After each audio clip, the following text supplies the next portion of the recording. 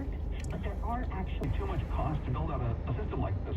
there's a chance that this could be in our phones someday. I would not say soon, but yeah, for 6G to happen, there's a lot of infrastructure that needs to be built. Like you said, you have to have phones and devices that are capable of working with it. And so this isn't something that, will be coming next year. But it is cool that researchers are like, 5G is passe. We're done with it. We want 6G. We want the future. We want speeds to be even faster. Brooklyn to Manhattan. Blast up into space for a minute here. There are 2 new papers about a strange brown dwarf star. Sophie, what can you tell us? Right. The first brown dwarf star ever found was very, very faint. So brown dwarfs are stars. Brooklyn to Manhattan. Brooklyn to Manhattan. Like, share, subscribe. Researchers found the first one in 1995, and they said this is a really weird thing because this is a big object, right? It's like 71 times the size of Jupiter. It should be, but it does look the same. Ray, how you doing, Ray? Happy holiday. And someone suggested that maybe what they're looking at isn't a single brown dwarf, but a pair of brown dwarf twins orbiting around each other. And a new... I share to X and I share to Facebook.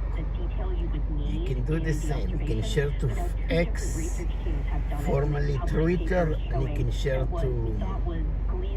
Yep. And you can share to Facebook, WhatsApp.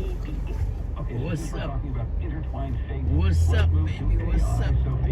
There's AI and everything these days. Researchers are looking at whether 50 minutes. develop scientific hypotheses. The weather is beautiful. A lot of AI is really good at very See specific the weather? tasks, but the question is how good is it Today at, is going through October the scientific 18. process? So not just October modeling 18, different shapes, how 24. proteins could fold, but Action developing kit a style. He hypothesis, said the weather, he said the date. tested and analyzed Weather is results, nice. drawing conclusions from In 1,000 feet, turn left on Nostrand Avenue. Action kit, he do description of the weather, description of the date.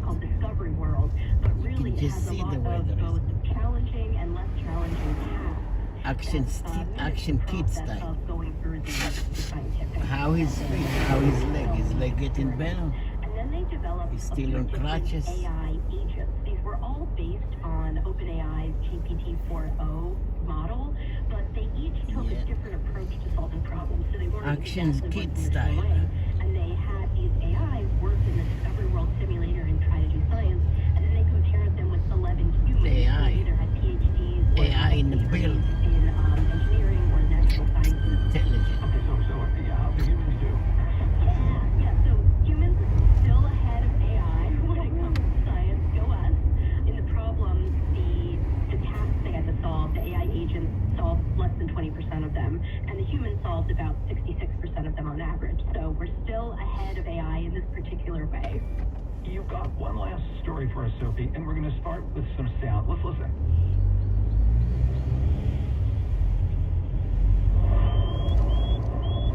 Turn left on Nostrand Avenue. Yep. Okay, Sophie, so I know that you know what these sounds are. What do they sound like to you? Honestly, to me, In 600 they sound feet, like turn frogs. right on Clarkson That's what they Avenue. are. However, sometimes you hear what you want to hear, and when scientists listen to these frog calls, they just think frogs. They thought, gee, that sounds just like Star Trek sound effects to me. And in the study, researchers went to look at this frog species that lives in Madagascar. It's called Buphis morogensis. And in studying it, they realized, hey, maybe this isn't actually a single species. And they looked at the DNA, and they listened to those frog calls, and they realized there's Turn right on actually Clarkson 7 Avenue. different species here. Fried chicken. And each one has a Clarkson. distinct call. Clearly Clarkson. Clearly Clarkson. So let's name them Clearly Clarkson. Clearly Clarkson. In the Star Trek. So there's Buphis Kirky in honor of James T. Kirk, and there's also frogs named after Jean-Luc Picard and Catherine Janeway and Christopher Pike. Like When I listen to these frogs the first time, I thought to myself, they In sound half a to me mile, like frogs. turn but left again, on Ocean Avenue. If you're hearing Star Trek sound effects, what the heck? Name it whatever you want, right? And if you're the one who's studying them, Kelly, you Clarkson. get to name them. You have the privilege. You've put in the work. You've listened to the calls, and if what you want to name them after good action. Well, Sophie, as always, thank Wish you for him bringing well, us wish such him well, enlightening action. and interesting and weird Kill stories. it, It's always kill good it, to talk to kill you. it. Thanks for having me. Sophie Bushwick, a senior news editor and news scientist. After the break, NASA just launched a spacecraft that is headed to Jupiter's moon, Europa. We'll dig into why scientists are so excited about this mission.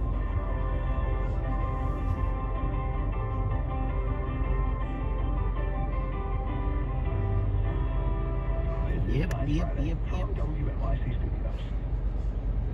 Some young Americans are figuring out that a 4-year degree isn't Kennedy. Plumbers, electricians, welders, those are the dirty jobs. Those are the jobs where they couldn't afford to go to college, so they had to do this instead. Now, that is definitely starting to change.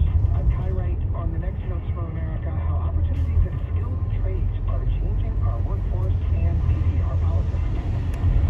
Sunday evening at 6 on the Skip Life. Viva, viva, viva, viva, viva. Alexa, where's my coffee?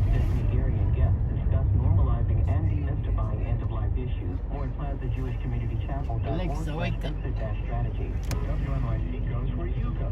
With our updated app, you can listen to WNYC Radio live or on demand anywhere. Download or upgrade the WNYC app at WNYC.org/app.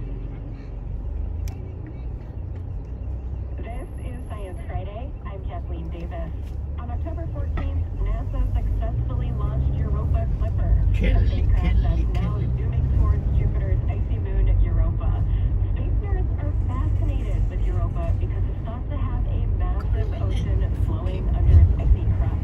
In 1,000 feet, Of water turn is left one of on the Ocean biggest Avenue. clues for Then evidence turn of right. life beyond Earth. And Europa is one of the most promising places in the solar system to look for life. Later, we'll get into the science of the mission, but first, here to tell us about the launch is Dr. Patty Boyd, astrophysicist at NASA and co-host of the agency's podcast, Curious Universe. Welcome back to Science Friday, Patty. Thank you so much for having me, Kathleen. Well, tell us about this launch. How did it go? Well, there was some drama, of course. It was actually drama for your delayed mama. a few days due to all of the intense hurricane activity in Florida. So that it caused lots of, angst, stress, worry, rescheduling, replanning. Keep the drama And for so your a mama. few days later, after the skies had cleared on October 14th, 2024, the folks No were there coffee, in Lambo. person and online were treated to just a No coffee, beautiful, Lambo. spectacular, picture-perfect launch of the Europa Clipper on a Falcon 9 Heavy. And, those things never get old to watch, to see, to listen to a launch. And it's great to see that this launch was successful. And we are on our way. Europa Clipper is on its way to Europa. I imagine that watching any launch is very exciting and maybe a little bit nerve-wracking. What was the energy like at NASA?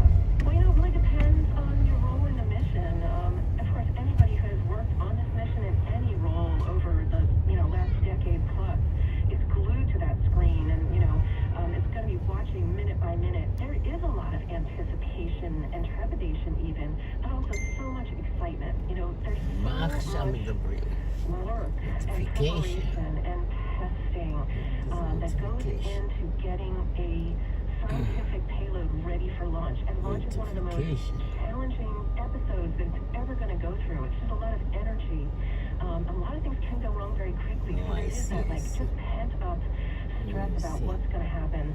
So many people were just really glued to with their eyes at Kennedy or on their screens on the computer. If you're not part of the mission, then you're still really excited about it because you probably know someone who is part of the mission, or maybe you're just really interested in Europa because it's a really, really interesting place in our solar system. So lots of emotions, mostly just lots of fingers crossed, and then huge relief and happiness and joy. So tell us about some of the Speed camera scientific reported instruments ahead. that the Speed spacecraft poop was reported carrying. ahead. So the spacecraft has a Speed variety poop of reported instruments. ahead. It's actually got a huge number of instruments, 9 instruments. It'll be a 10th experiment. 5 of them are meant to do the measurements of pictures and spectra from the surface of Europa. And the other 5 are meant to just kind of tell us what are the conditions there in the Europa environment. What's the magnetic, the radiation environment like? What about particles? It's really a great chance for all of these instruments to work together to really interrogate this body in our solar system. scientists. We're going to be like nosy neighbors dropping in every couple of weeks and really taking a look around, sniff around. They'll be able to tell us about its surface, composition, what is the geology like on this body, what about that ice crust and variations from position to position and with time, and then what's going on at the surface, under the ice crust, under that ocean that we think is, has a good amount Turn of left salt. on Ocean We Avenue. want to know that. We want Then to turn measure that. right on Crook Avenue. What's the surface like? What are the interactions of these parts like? And what about how they all interact with that very punishing radiation environment around Jupiter? So it's filled with instruments. It's got massive solar arrays on it to power that whole suite of instruments. Then it will send the data down when it gets far away from Europa after those close approaches. Turn right on Crook Avenue. Every couple weeks to get the fundamental data that they need, and then also plan for what to do next on the next flyby. Europa Clipper has all of this fancy science gear, but it also has something that surprised me. A really beautiful poem. So tell us a little bit about that. Oh, thank you for bringing that up, because I think this is In just such a 500 feet, beautiful part. turn right on St. Paul Place. NASA started sending probes out into the solar system. They've taken some time to put like a human imprint on it, to send something like a message in a bottle out there, to talk about who sent Turn this right on probe St. Paul and Place. why. What is humanity all about? Why are we building these things on the surface of our planet Earth? What are we learning? What are we hoping to learn? Europa Clipper follows that tradition. It has literally a message in a bottle. We're throwing this spacecraft up into space to another water world. From one In water world to 500 another. feet, It's like turn left on messages in a Parkside bottle Avenue. in the oceans of the Earth. So this particular message in a bottle has so much cool stuff on it, including this poem that was written by the poet laureate of the U.S., Ada Limon, and it's absolutely beautiful. You can hear her read it online if you're interested in it, but it really just touches on what is the mystery that is driving humanity. Turn left on Parkside to Avenue. put such an amazing spacecraft in orbit around Europa, and to really understand the water on that world and how important water is for humanity, and what we're hoping to find in the water in Europa. Wow, that's so lovely. Patty, what's been the most exciting part of watching this mission come together for you? Oh boy, that is a great question. I think it's the context and where we're launching today. So it takes, well over a decade to plan an enormous flagship mission like Europa Clipper. In the last decade, we've had explosive growth in our understanding of planets around other stars. And we know now, that the distribution of sizes of those planets is very similar to the distribution of, say, the moons and the smaller planets in our own solar system. There are bodies out there around other stars that are going to be a lot like Europa. And so while we'll be able to use Europa Clipper's data to answer really fundamental questions about things like water and chemicals and habitability in our own solar system, it's also going to have In a quarter of a mile, at the roundabout, take the second exit on Ocean Parkway, Service Road, to Prospect Avenue, New York 27 West, Prospect Expressway. To other galaxies. So how common are these life-supporting conditions out there? I think it's a huge question that's just getting more and more exciting and important with time. In 1,000 feet, at the roundabout, take the second exit. Is an astrophysicist at NASA and co-host of the agency's podcast, Curious Universe. Patty, thanks so much for joining me. Thank you. Since its start, more than 4,000 people have contributed. Can't wait to get their hands on the data. So here to discuss the science of Europa Clipper is Dr. Ingrid Dauer, Associate Professor at Brown University and Europa Clipper Project Staff Scientist at NASA's Jet Propulsion Lab, and Dr. Tracy Becker, Planetary Scientist at Southwest Research Institute and co-investigator on the Europa Clipper mission. Here's our flight up. Welcome to Science Friday. Hi, thanks for having us.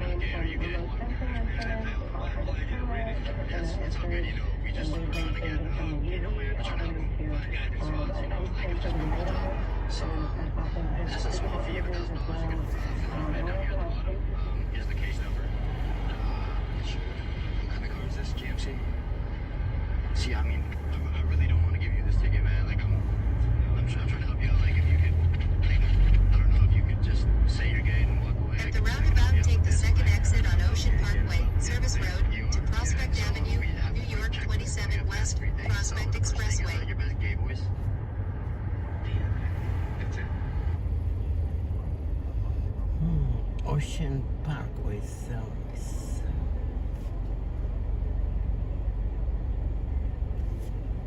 You're looking at a spectrum of are all the ingredients there that we think are necessary for life as we know it, and what does that look like? This vast liquid water ocean, that what's the salinity of it? Is it actually heated from below? Is the material at the surface, this radiation process, in contact with that liquid water ocean? And what does that chemistry look like? So we're going to be able to look at a lot of processes that are happening at the surface and try to figure out whether that represents material exchange with the subsurface, and what kind of chemistry and geology are there. One of the exciting things about this habitability on Europa is that even on Earth, in some of the darkest, coldest, deepest spots in a Earth's ocean where we thought unhospitable and hospitable life, we managed to find life. And so those processes that Dr. Dauber just mentioned, talking about is there exchange, a chemical exchange allowing In 400 feet, turn left. the Earth has, the bottom of the Earth's ocean. Turn left on Greenwood Avenue. Exciting things to find, and those would be keys to helping us understand whether or not this one is potentially habitable. Tell me about how you fly around the moon there. Sure, yeah. So this is it's a flyby mission, because if you want to orbit Europa, the radiation environment is too punishing. So we're actually orbiting Jupiter and doing multiple very close flybys of Europa. The closest one is about 15 miles from the surface, and at that point we'll be traveling something like 10,000 miles per hour, just screaming across the surface. These flybys, there's about 50 of them in the nominal mission, and each one will have all of the instruments trained. Turn right on Ocean Parkway. Data at the same time. What would make this mission successful to you? How would you folks judge that? Yes, this has all been a success. That's a great question. I very much expect that we are going to have so many new questions, and that, I think, in itself will be the success. I think being able to have these beautiful high-resolution images, when you think about what images we were able to take in the 90s versus what we can take now with a camera, and understanding that geology, understanding the composition, really getting to some of those big questions about what kind of salt is in the ocean. Are there these active plumes? Are there regions of the ice that are maybe thinner than other parts, so that if there is a potential for habitability, where should we go land and what should we do next with this moon? I think if we're able to get to any of those types of questions, that would really, truly define a successful mission. Yeah, I agree with Dr. Becker. Of course, we do have formal requirements that NASA headquarters expects us to achieve, so that will be kind of the formal measure of success for the mission. But I think in terms of the science, it's just going to be exciting no matter what. And we're going to be able to answer a lot of questions, but we're also going to have a lot of new questions. And for scientists, that's hugely exciting. That usually is, and this is a really big spacecraft, isn't it? It's huge. The equipment from wing to wing is about 100 feet across. It's the biggest spacecraft that NASA has built for a planetary mission. And part of that is because we need enormous solar panels to power the spacecraft out at Jupiter. Yeah, driveway, ATM driveway. What's up, TD Bank? Around the moon, it's taken all the pictures and collected all the data that you want. What happens to the Clipper after that? Then we actually are going to crack it. And that's because one of our biggest concerns is the potential of bringing any kind of microbes from Earth that may survive the intense journey and even the experience of radiation. We never want to introduce any of those microbes to Europa accidentally. So we don't want to have the possibility of Clipper just saying,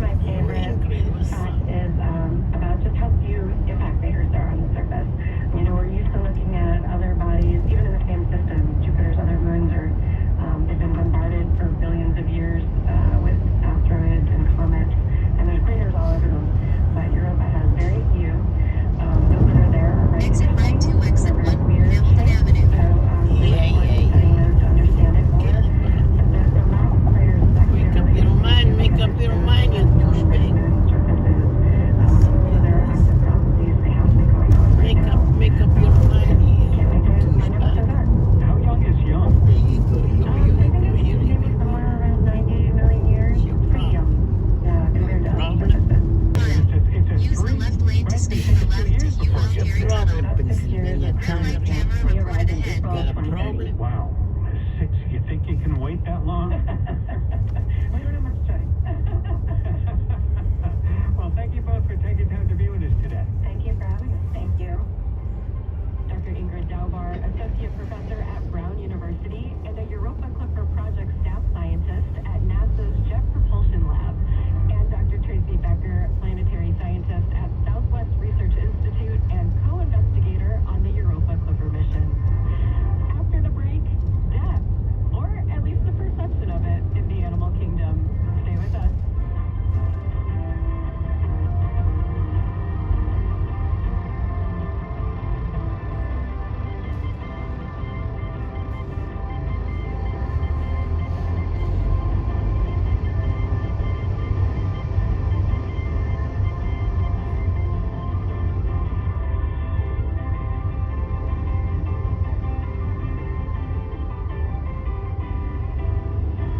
This is Science Friday from WNYC Studios.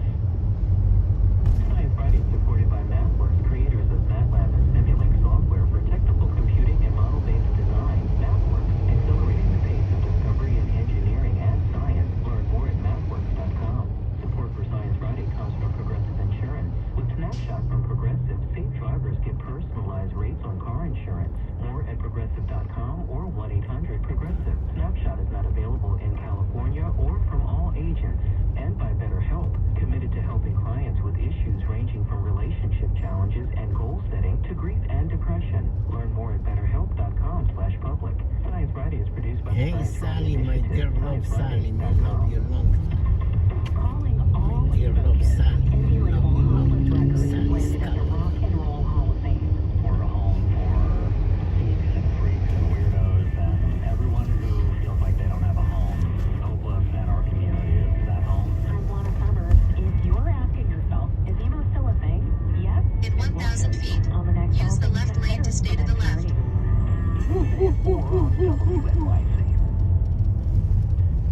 WNYC is supported by the Public Theater, presenting Deep History, a one-man show featuring Australian playwright David Finnegan that takes the audience on a Battery journey tunnel through used to 75,000 years a problem with the live, with the signal. Now it's okay, but it's like $10, $15 toll fee. Mikey Madison plays a young woman working as a sex worker who ends up married to the son of a Russian oligarch. Mikey will be here to tell you about the research she did for this role and how she thinks this role changed her. It's coming up on Q from CBC. This is the exit only. On 93.9 FM, WNYC. No way, Jose. Stay to the left to UL Terry Tunnel. WNYC, 93.9 FM and AM 820. NPR News and the New York Conversation. Hamilton. This is Science Hamilton. Friday. I'm Kathleen Davis. Throughout history, humans have given a lot of thought to death. We grapple with the inevitability of mortality. We create elaborate burial rituals, and we decide how best to mourn the loss of a loved one. But what about other animals? How do they understand death? This question and more is my guest, Dr. Susanna Monceau, author of Playing Possum: How Animals Understand Death. She's also Associate Professor of Philosophy at the National Distance Education University in Madrid, Spain. Dr. Monceau, welcome to Science Friday. Thank you so much for having me. It's a pleasure to be here. So I want to jump right in and talk about the animal that's in the title of your book, which is a possum, or as they're sometimes called, opossums. What's so special about possums and their relationship with death? Yeah, so the opossum is an animal that I find really fascinating. Apart from the fact that Exit right to exit 26, Hamilton Avenue. the opossum, when she feels threatened and she feels like she cannot escape, she pretends that she's dead. But she does this in an extremely elaborate way. So she adopts the body with a facial expression. Get an apple. Get an apple. Apple and banana. I like to She also opens her mouth and apple and banana. and it adopts this like bluish like to eat apple and banana. She engages in this little trick. You would be fooled by her for sure. And the opossum is in the title of my book because I think the opossum gives us some clues for how animals understand death. And this is not because the opossum herself understands that she's playing dead. I think that for the opossum, this is probably an automatic reaction, like when our pupils dilate or our hair stands on end when we're afraid. Her display tells us something about how the predators that she's trying to deceive understand death. So in order to understand this, I think it's helpful to think about the peacock's tail. So the peacock has beautiful, gorgeous, enormous tail that is like very problematic to have in a lot of regards because it makes it more difficult to fly and to run away from predators. However, they have this tail because the peahens love it, right? And so the tail tells us something about the peahen's mind. It tells us what she finds sexy. And something similar can be said of the opossum's death display. It's not that it's telling us something about the opossum's mind, but rather it's telling us something about how the predators understand death. Estimated time in traffic, 16 minutes. Individuals as having a certain facial expression and bodily posture, being cold, and showing no signs of breathing, smelling bad, not responding to the world, etc. So the opossum's display gives us a window into the minds of her predators. It shows us how they understand death. So in your book, you write a lot about this thing called the minimal concept of death. Tell me a little bit about what you mean by that and why it's important to define when we're talking about animals' understanding of death. The question of whether animals understand death is one that requires us to first define what exactly we mean by understanding death. In And 3/4 of a more often mile. than not, Continue on I-278 East, the Brooklyn Queens concept of death has Expressway. been understood in very Watch out, demanding construction ways. on road The ahead. question has been construed as, do animals have a concept of death that is equivalent to the human adult's average concept of death? So one that entails, an understanding of the concept of absence, of infinity, of, abstract thinking. I think that understanding the question this way, on the one hand, is a little bit unfair because that's not usually how we pose the question when we think about human children. Like, human children don't acquire a concept of death overnight. Rather, it's something that takes them a while to develop. It takes them several years before they fully understand death. Like, if you've ever played Super Mario Brothers with a 6-year-old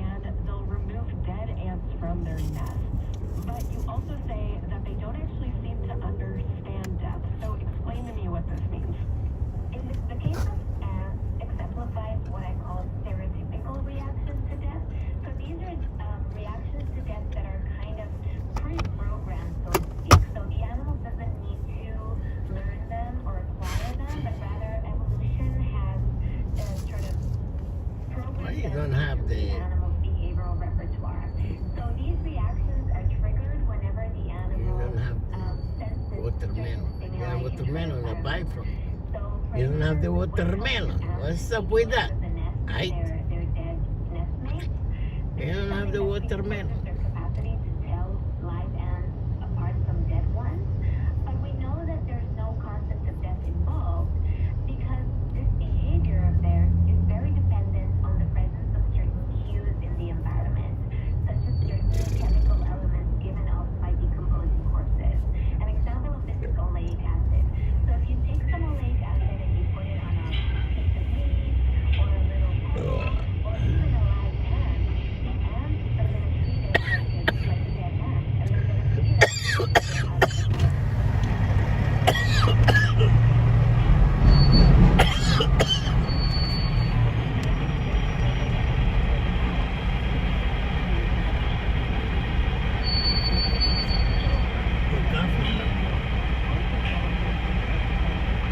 Your coffin number.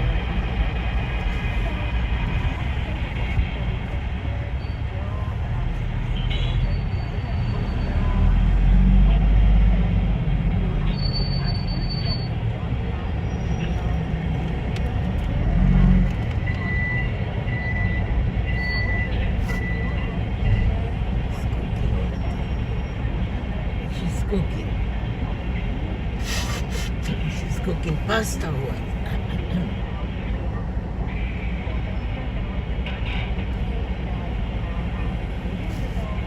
I like to eat apple and banana.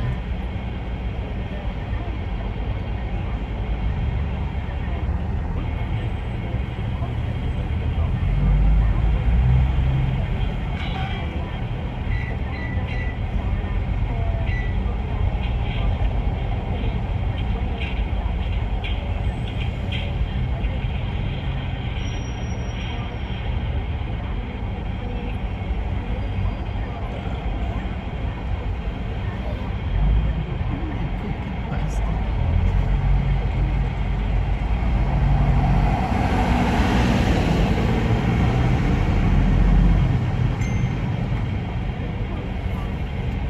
Yep. Yep. Delivery.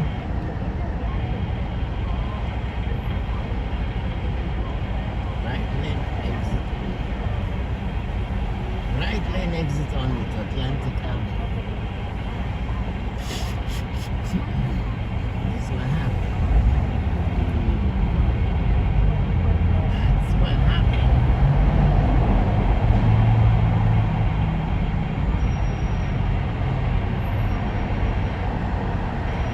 Barclays Center. Exit east.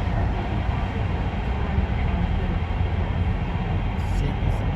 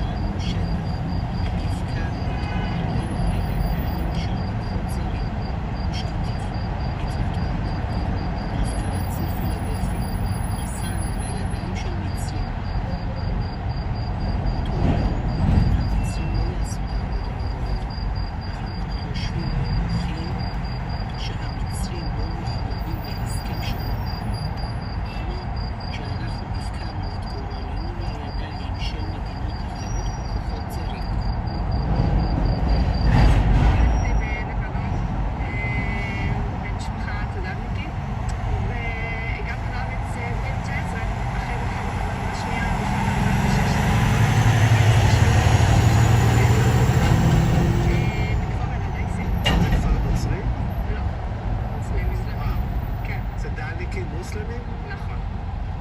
איך? יש כאלה צד"לניקים מוסלמים. שיעים? יש גם, כן, שיעים. הרוב נוצרים, אבל יש בכפרים שיעים.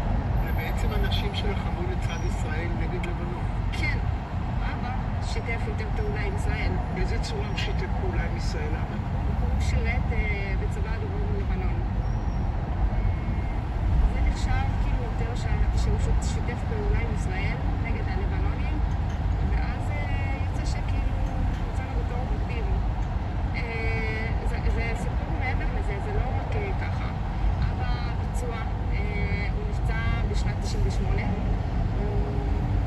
ולי גם קשה לדבר על זה. הוא פתח מטען חבלה. זה מטען ששלחו לו, או זה מטען שהוא היה צריך לפרק? כן, שלחו. שלחו לי. ניסו להתנקש בו.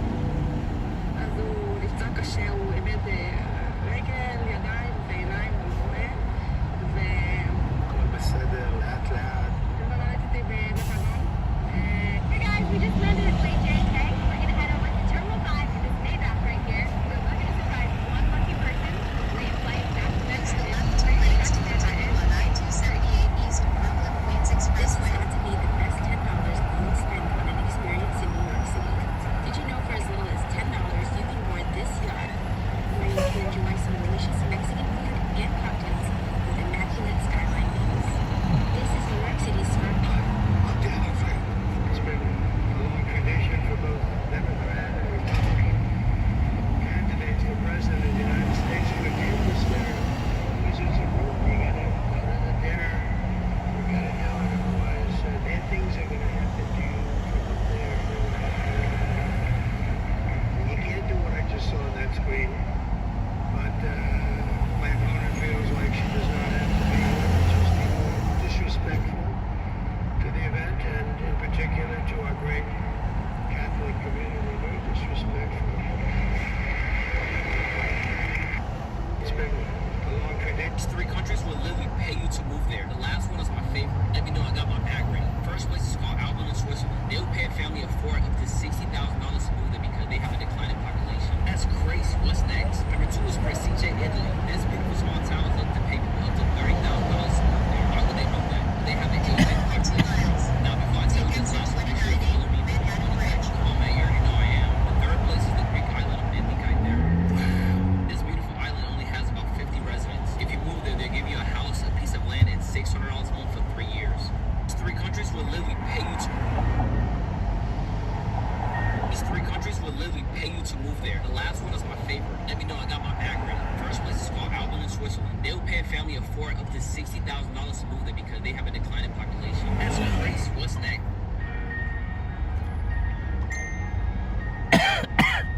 No coffee, man.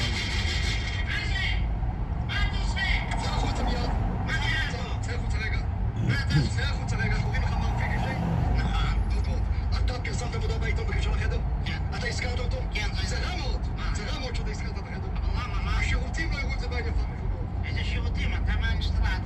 נראה לך אינסטלטור? אני נראה לך אינסטלטור? אתה יודע.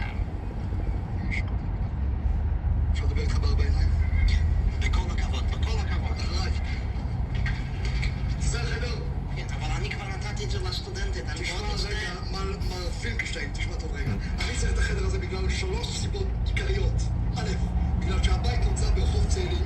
ב', אני לא רוצה להגיד לך את הסיבה. ג', אני צריך לנוח.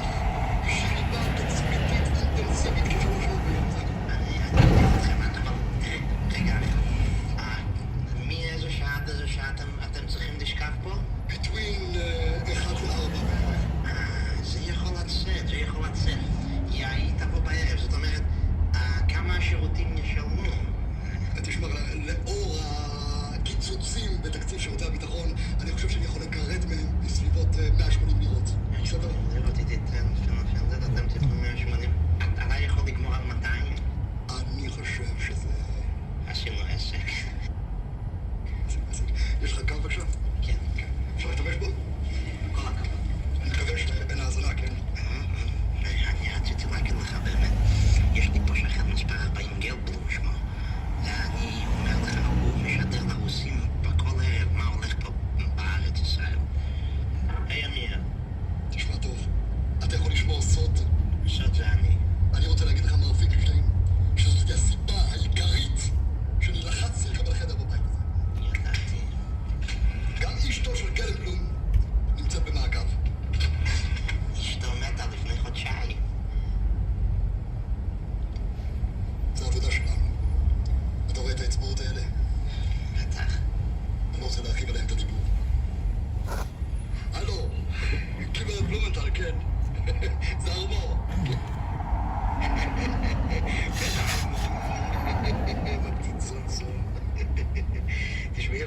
פיצה וחוצה לי, כן, במספר... רק רגע. איזה מספר אתה פה? 42. 42? 14? ציק. אני מחכה, כן. כולי ציפייה. אורבואר, לא תשארי, אורבואר. כל דקה. This dog just made its way all the way down.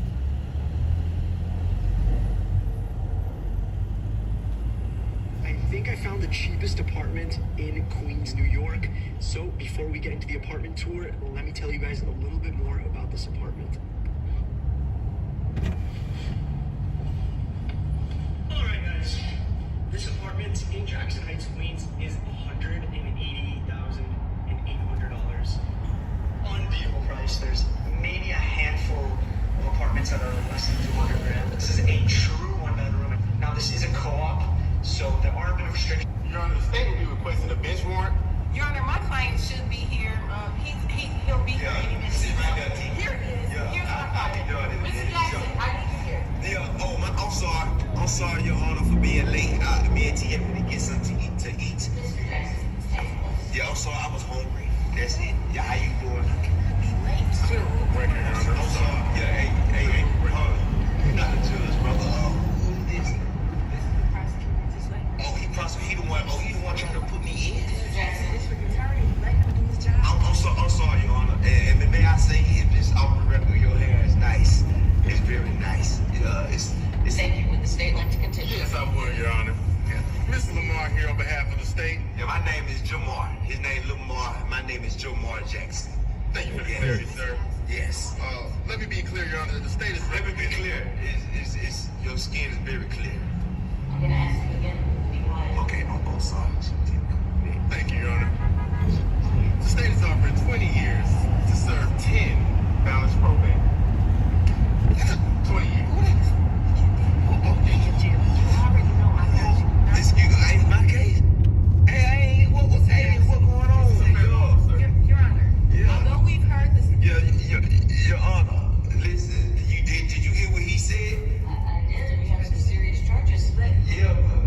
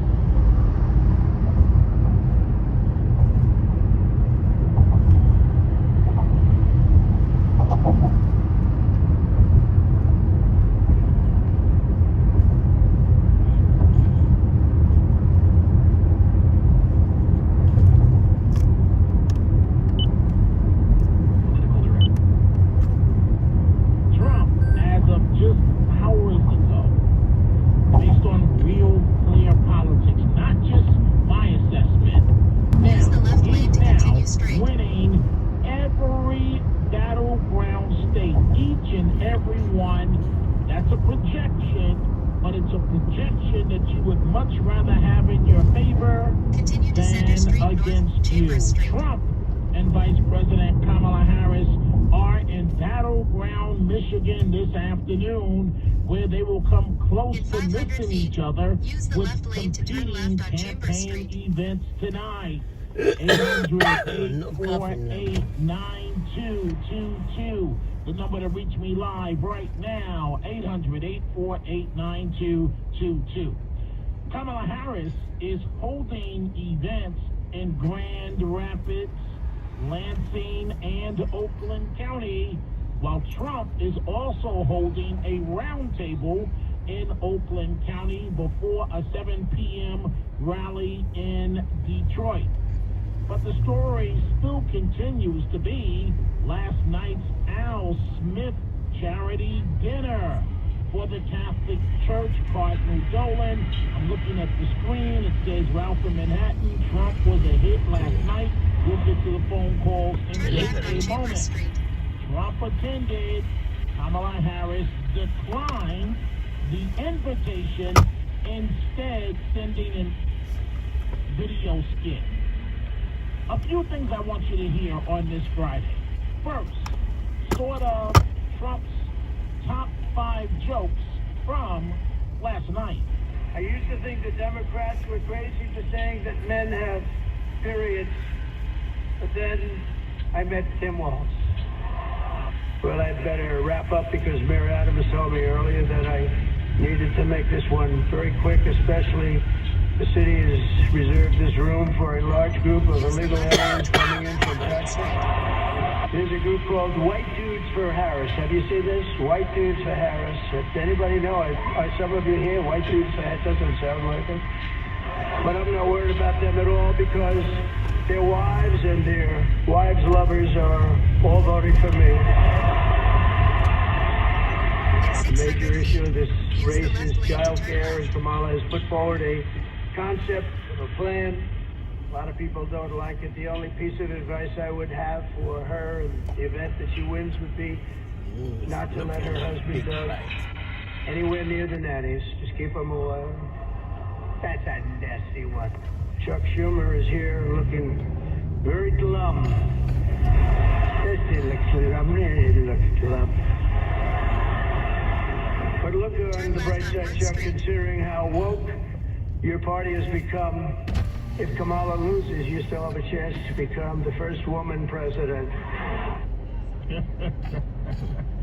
Does anyone know anyone that likes former Mayor Bill de Blasio? I mean, man, talk about a punching bag. The worst mayor of New York City ever. Ever. He was a decent guy. I've known him for many, many years. But once he became mayor, it went to his head. He thought he could become president. Ugh. Well, Trump was brutal against Bill de Blasio.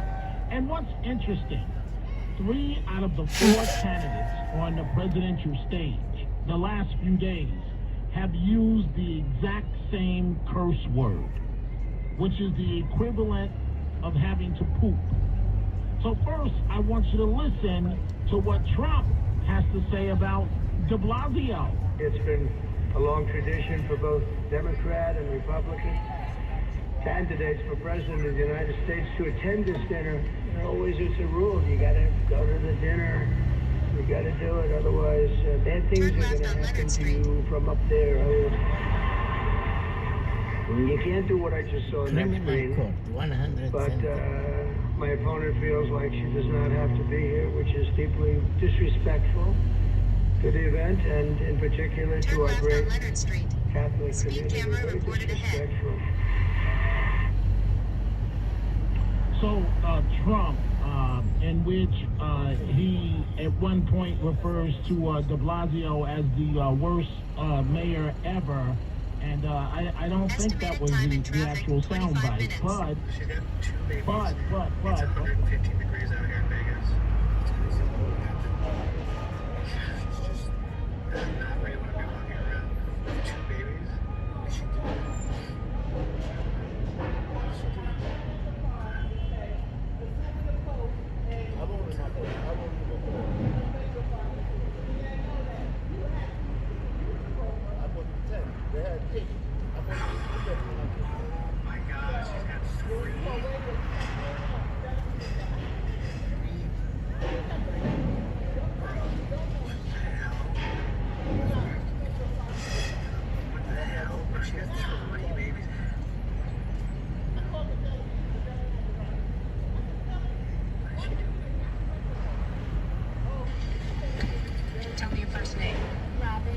And yours? Maria. How old are you, Robin? 11. Maria? 9. This is your dad. That's your mom. And I'm going to talk to both of you, because I've read your papers. I'm going to talk to you sort of privately a little bit later. Okay? So what I would like you to do for now is, this is Officer Bird. He's going to take you into my chambers for a minute to sit down and wait for me, because I want to talk to your mom and dad for a minute. All right? Okay. Is that fair? Yeah. Good. Miss Grant, would you step up here, please? Mr. and Mrs. Grant, from what I gather from your papers, you were married in 1975. Correct. And these are your two girls. Yes. You're now divorced. No. And separated. Oh, yes. Yes. And you lived in New York most of your married life, is that right? Yes. All of our married life was in New York. When did you separate? November of 1986. No, 96. I'm sorry, 96. So you were married for 21 years before you separated. Correct. And I gather that the separation was not a happy one. They usually are not. But that you left New York, Mrs. Grant. Is that right? Hawaii. We resided in Hawaii. Who resided in Hawaii? Me and the children. You left your husband? Oh, yeah. Why did you decide to move to Hawaii? Well, I had family there, and I wanted distance. So why did you want distance? It was a horrible relationship. It became threatening on many levels, and I thought the further the better. How did you feel as if that impacted on the children? It had to be negative and positive. It was positive because it took them out of a very harmful situation. How harmful, Mrs. Grant? Very harmful. Was it a physically abusive relationship? Oh, yeah. When you say, oh, yeah, you say that very mildly. Yeah, I can say that now because I'm not in danger anymore. Yes, it was. Was any of this violence in front of the children? Yes. Is that right, sir? No, it's not true. Well, if I asked your girls whether they ever saw you being physically abusive towards your wife, what do you think they would say? They would say no. Okay. Did you get permission from the court to leave the jurisdiction? Oh, yeah. I gave permission for the children to Rerouting. leave. You saved 12 minutes it via was Lafayette Street, my Manhattan, permission and that avoid did it. traffic building up on Why, the route. Mr. Grant, did you give permission for your wife to go so many thousands of miles away with your children? For my children to go through this, I couldn't let them go through any more court litigation, so it was me that said, let her have full custody and let the children be with her. Do you have other children, Mr. Grant? No. The reason that I'm asking to speak to you first before I speak to the girls is the girls want their things back. That's what this lawsuit is about. I don't know exactly what things they want, and I assume they're going to tell me. In 1.2 miles, turn left on East 13th But Street. it's always a very sad thing when children are brought into a domestic situation between their parents.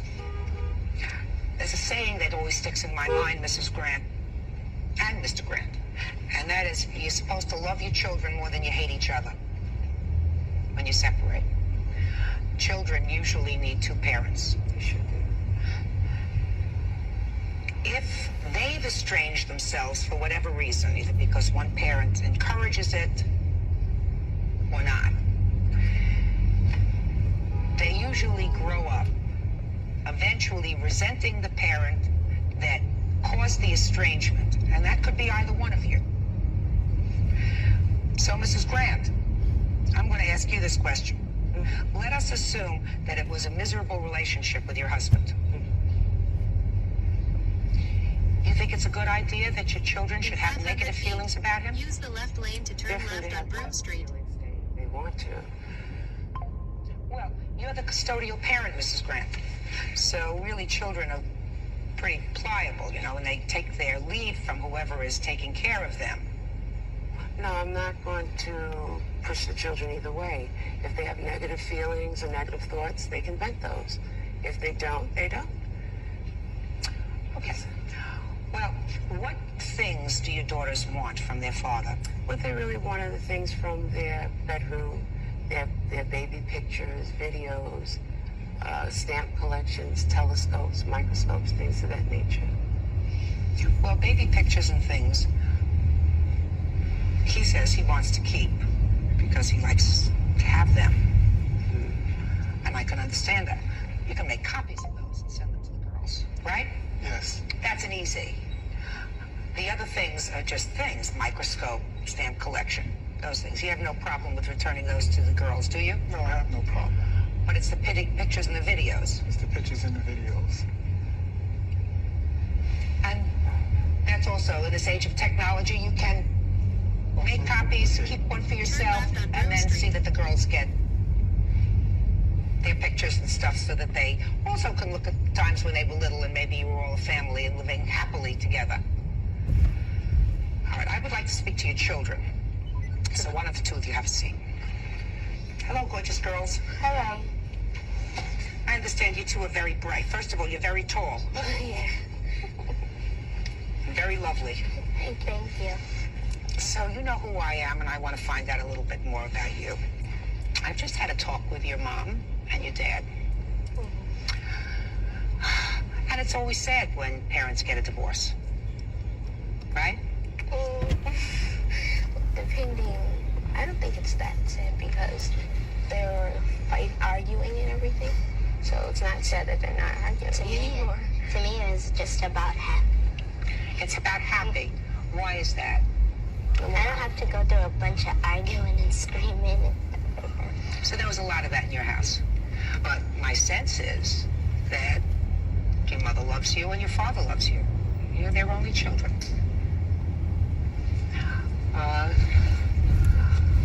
What things do you want your dad to give you back?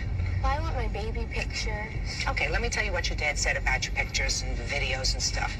Your dad's going to make copies of all the things because he would like to have them too, to see his children. Yours two children. Doesn't have any other kids. He loves you. And then you have a stamp collection. Yeah. What stamp collection? Both of those. And he's going to send that back to you. That's good. And the telescope, is that what you want? Yeah. And your dad said he was going to send that back to you. That's good. Okay? Mm-hmm. So let's take care of that. And our coin collection. And your coin collection. Very valuable coin collection? Well, yeah. Eh? Yeah, my mom traveled like all over the world, and she got different like kinds of dolls from different places and stuff like that. Yeah. Well, is it your mom's coin collection or yours? And she gave it to us. Well, let me tell you this. It's really your mom's coin collection, if she was collecting it. There are certain things that are yours. There are certain things that may be a problem between your mother and your father. I don't want to get involved with that, and I don't think you ought to get involved with that. All right, so let's finish that. This is over. So let's talk honestly, the two of us, the three of us, two of you and one of me. You live very far away from your father. Yeah. Yeah. Did you two girls ever witness any time when either of your parents put their hands on each other? Yeah. Yeah. You did? Yep. Tell me about it. Once my dad tried twisting my mom's arm and stuff, so I stopped it. Yes. What else? Well, sometimes he just get tussling matches sometimes. Tussling matches sometimes. The two of them? Yeah. Yeah. And Colton's always trying to like talk over her and yeah. Turn left on East stuff 13th like Street. you're brainwashing them and stuff like that. That happens. You know your mom loves you. Yeah. So does your father. I think you know that. I'm not so sure that you understand that. He really loves you. You question that? Yeah. He loves you. Well, my true feelings are that I don't really want to be around him. Why? The way he acts.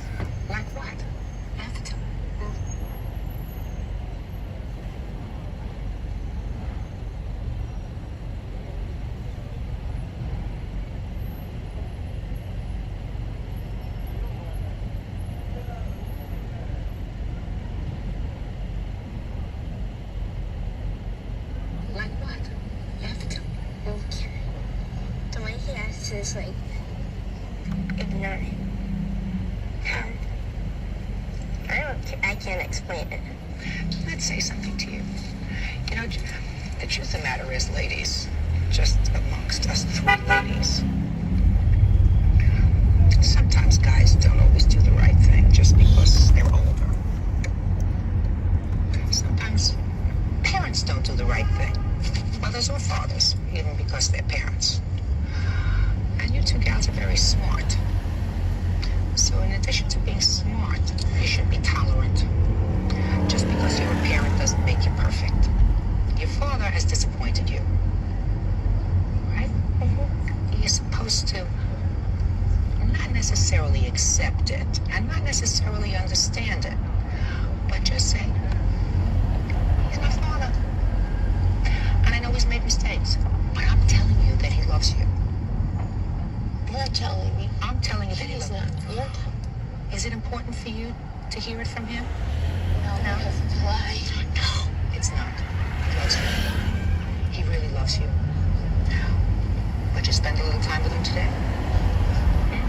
I've been with him for 8 years, and that's enough. Just step back up, please. Answer a few of these, please. Miss Grant, I am not condoning any act of domestic violence that may have occurred in your home. I will tell you from what I heard from the children, there was only one instance that your younger daughter told me about when your husband twisted your arm. While I'm not condoning that, we're not talking about an ongoing pattern of physical violence that the children witnessed. They did witness a lot of shouting, a lot of screaming, and a lot of mutual pushing, shoving. They are very angry with you, sir. Your girls are very angry with you. And Mrs. Grant, I'm going to make a couple of suggestions to you. In the short time that I had to speak with your daughters, they are so fixed, although your older daughter clearly is sad about it, at not having contact with their father, that I think it almost would border on the criminal if you did not see to it that your children were engaged in some sort of therapy. Because I believe it is a tremendous mistake for children to be estranged from a non-custodial parent the way these children have been estranged from their father. Terrible mistake. But it's a mistake for girls not to want to receive mail from their father, not to want to communicate with him at all. That says something to me about the custodial parent, Mrs. Grant, because I've seen enough children of separation and divorce where there is a lot more domestic violence that goes on, and those children still want to have contact with their father. These children, for some reason, do not, and they were not able to articulate to me any really valid reason for it.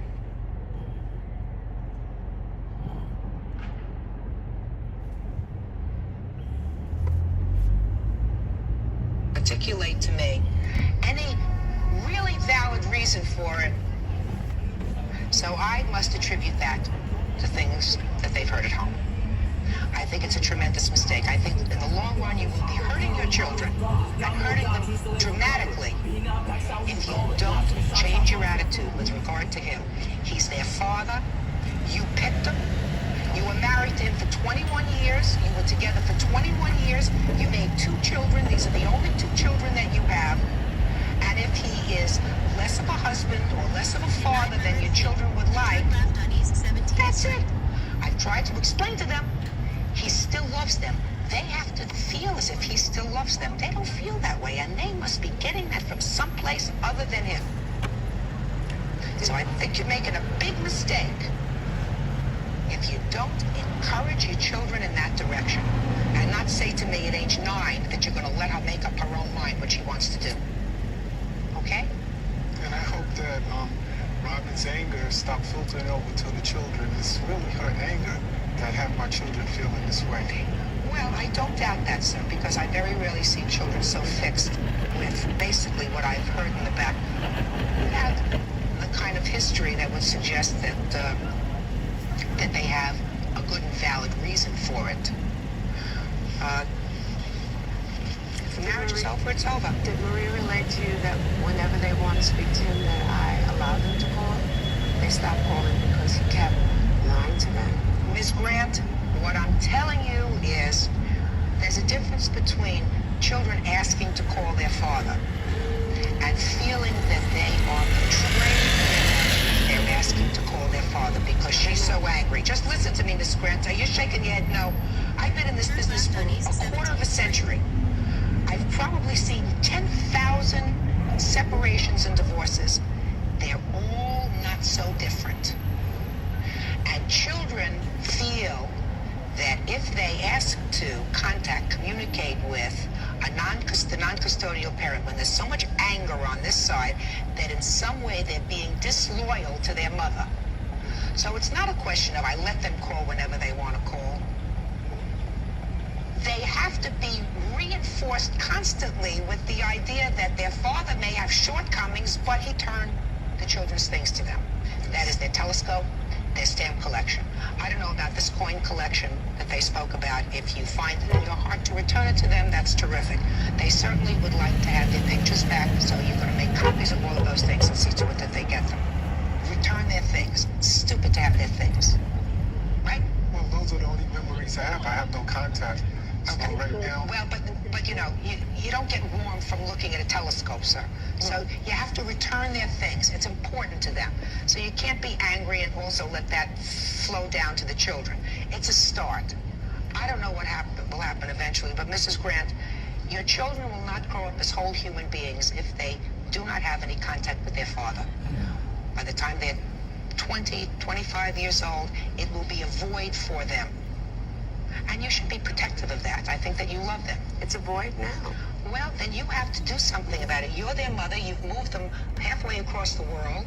So it's your responsibility to shorten that distance in whatever way you can, because they're going to have a void as adults. If they cannot accept the fact that good, bad, shortcomings, he's done things that disappoint them, this is their father. Tell me your first name. Robin. And yours? Marie.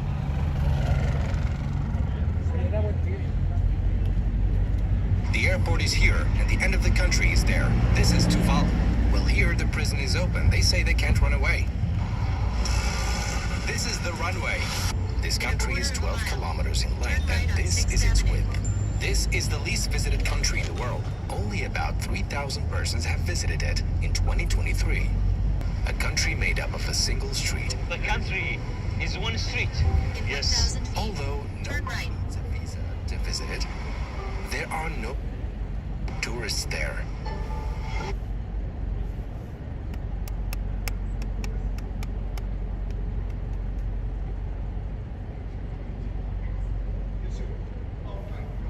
Tuvalu. The plane was nearly empty. We arrived in the capital, Funafuti. There are only 4 hotels in the entire country. Okay, so most of the hotels are by the airport. When we arrived, he told me it's better to walk. I won't drive you there. The hotel is here? Yeah. Really? Just walk? Just walk. All right. He said just walk to the hotel. These people are leaving the airport. That's the hotel. The best hotel. How do you feel like you have a hotel from before? She's from Fiji, despite being so close. You are close to Tuvalu, but first time you visiting. Nobody visits this country. Why nobody coming? Not much to do. And that's how they say hello in their language. Talofa. You have restaurant? This is the only restaurant here. The rooms are by the sea. What's your name? Taina. You are from Tuvalu? Yeah. Look at the place.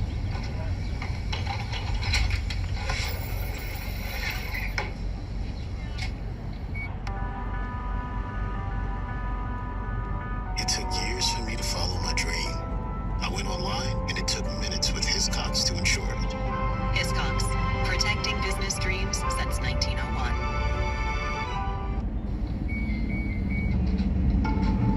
I'm in Tuvalu.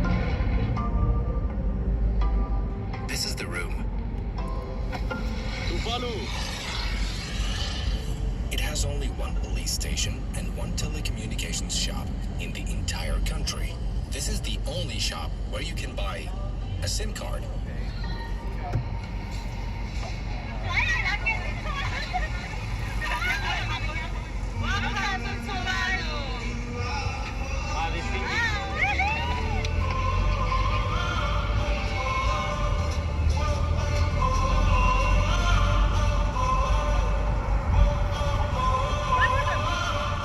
We'll tour the whole country in 10 minutes.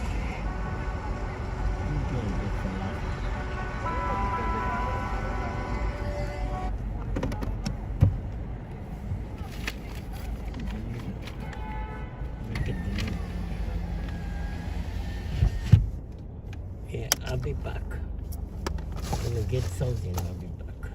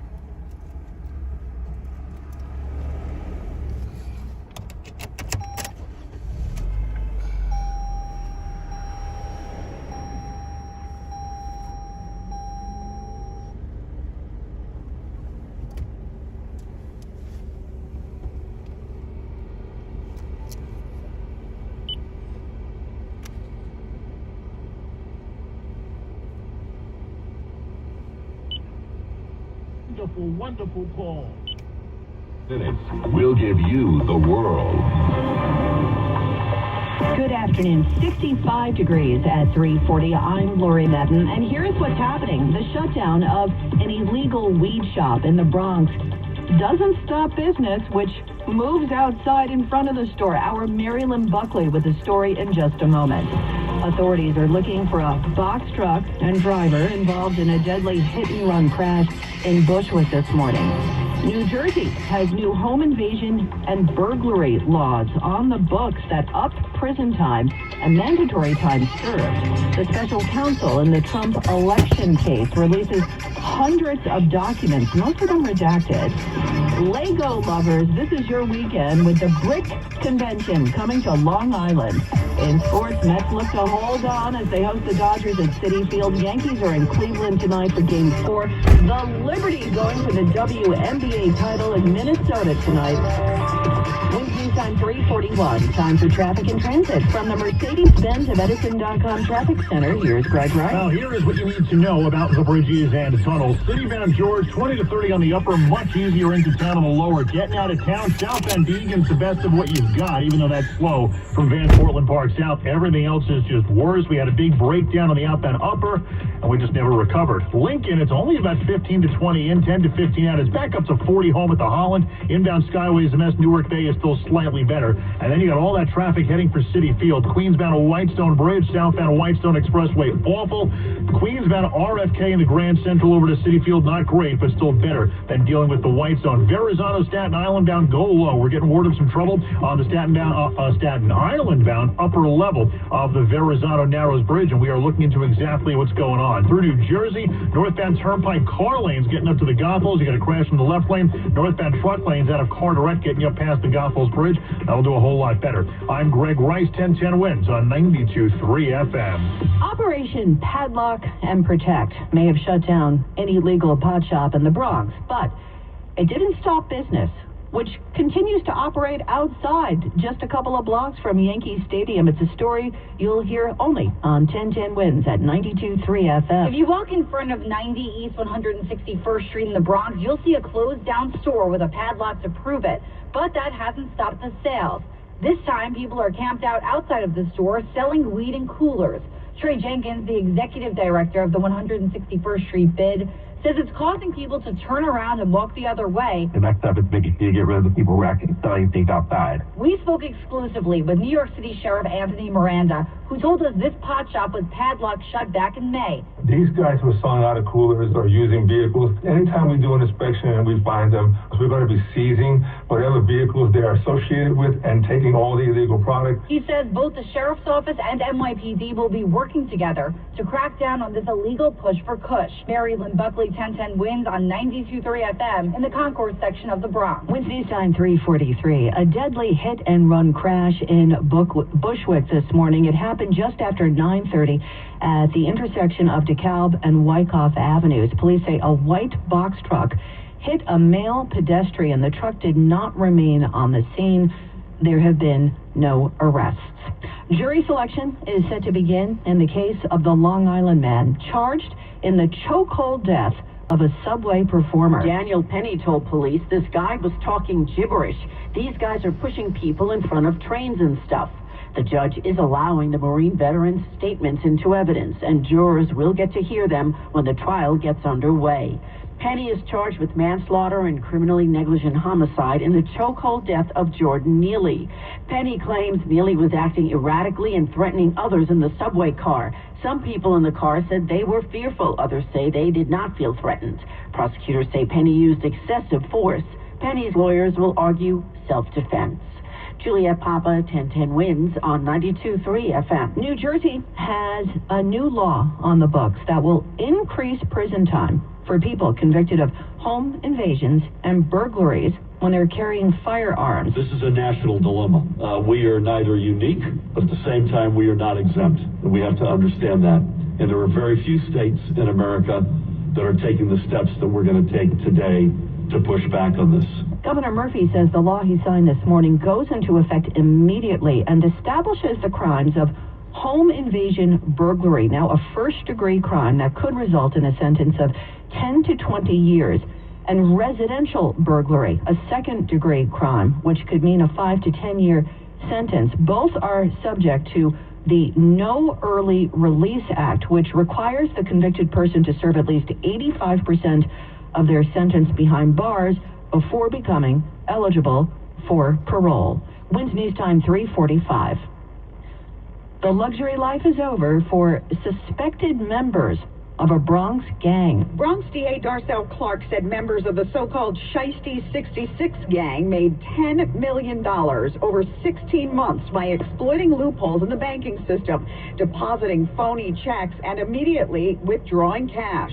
In one instance, Clark said they tried to cash a $12.6 million COVID relief check meant for Mount Sinai Medical Center. Prosecutors said the gang wanted to live the high life, using the money to buy Rolls Royces, chartered luxury yachts in Paris, Miami, and Kuwait, jewelry, and designer clothing.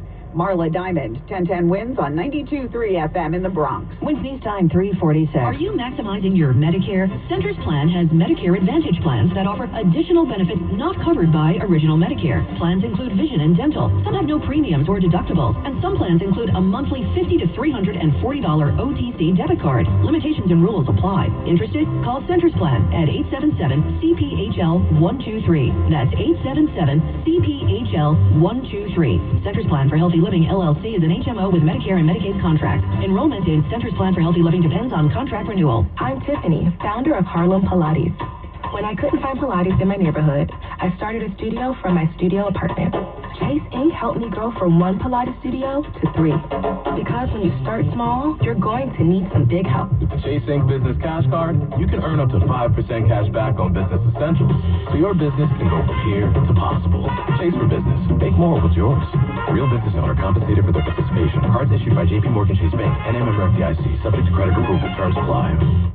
1010 Wins. So much happening in the world today. I keep it on all day long. It really keeps me connected to what's happening. All news, all the time. 1010 Wins on 92.3 FM. Pulse new drone startup just lost its most genius computer scientist. We just lost our best genius to some new genius who's got a genius new idea. I'm going to have to find a new genius. Or 2 half geniuses and fast. He needs a computer scientist that can keep his startup from falling down. I need Indeed. Indeed you do. When you sponsor a job on Indeed, it's easier for talented candidates to find it, which makes it easier for you to hire them. Visit Indeed.com/credit and get $75 towards your first sponsored job. Terms and conditions apply. Did you know your skin is the largest organ of your body? Huh? That's why you should shower with Old Spice Super Hydration Body Wash instead of plain old bar soap. Love your skin by super hydrating it with vitamin B3 and glorious notes of vanilla and shea. Did you know that my super hydrated skin is the second largest organ of my body? The first is my heart. Old Spice. Men have skin too. Old Spice Super Hydration Body Wash. 24/7 renewing moisture. With daily use. Wednesday's time, 3:48. The special counsel in Donald Trump's election interference case has released a trove of documents, but you won't be able to read much of the information. The former president's attorneys fought to prevent this release, saying it could harm his campaign. But the vast majority of the nearly 1,900 pages are blank, marked sealed, likely indicating they were derived from closed grand jury witness testimony. The unredacted portions include testimony to the House January 6th committee, news articles, book excerpts, and tweets. The publicly available evidence in the filing also includes fake electoral certificates signed by Trump supporters, along with the envelopes that were mailed. There's so many things. They're putting parents in jail for disagreeing with them in the schools. They're putting the January 6th people have years and years and years and years of jail time for some of them just walking in the building. I mean, it's very disturbing to me. Okay, but now, Kathy, what's happened with the January 6th folks, it is horrible. But Kathy, if you know that the building is closed, should folks be, I'm not saying that it justifies receiving 2 years in prison, but should you be walking onto government property when you know you shouldn't be there? No, those people made their choice, but to get what they made a did, mistake. They got carried away, whatever.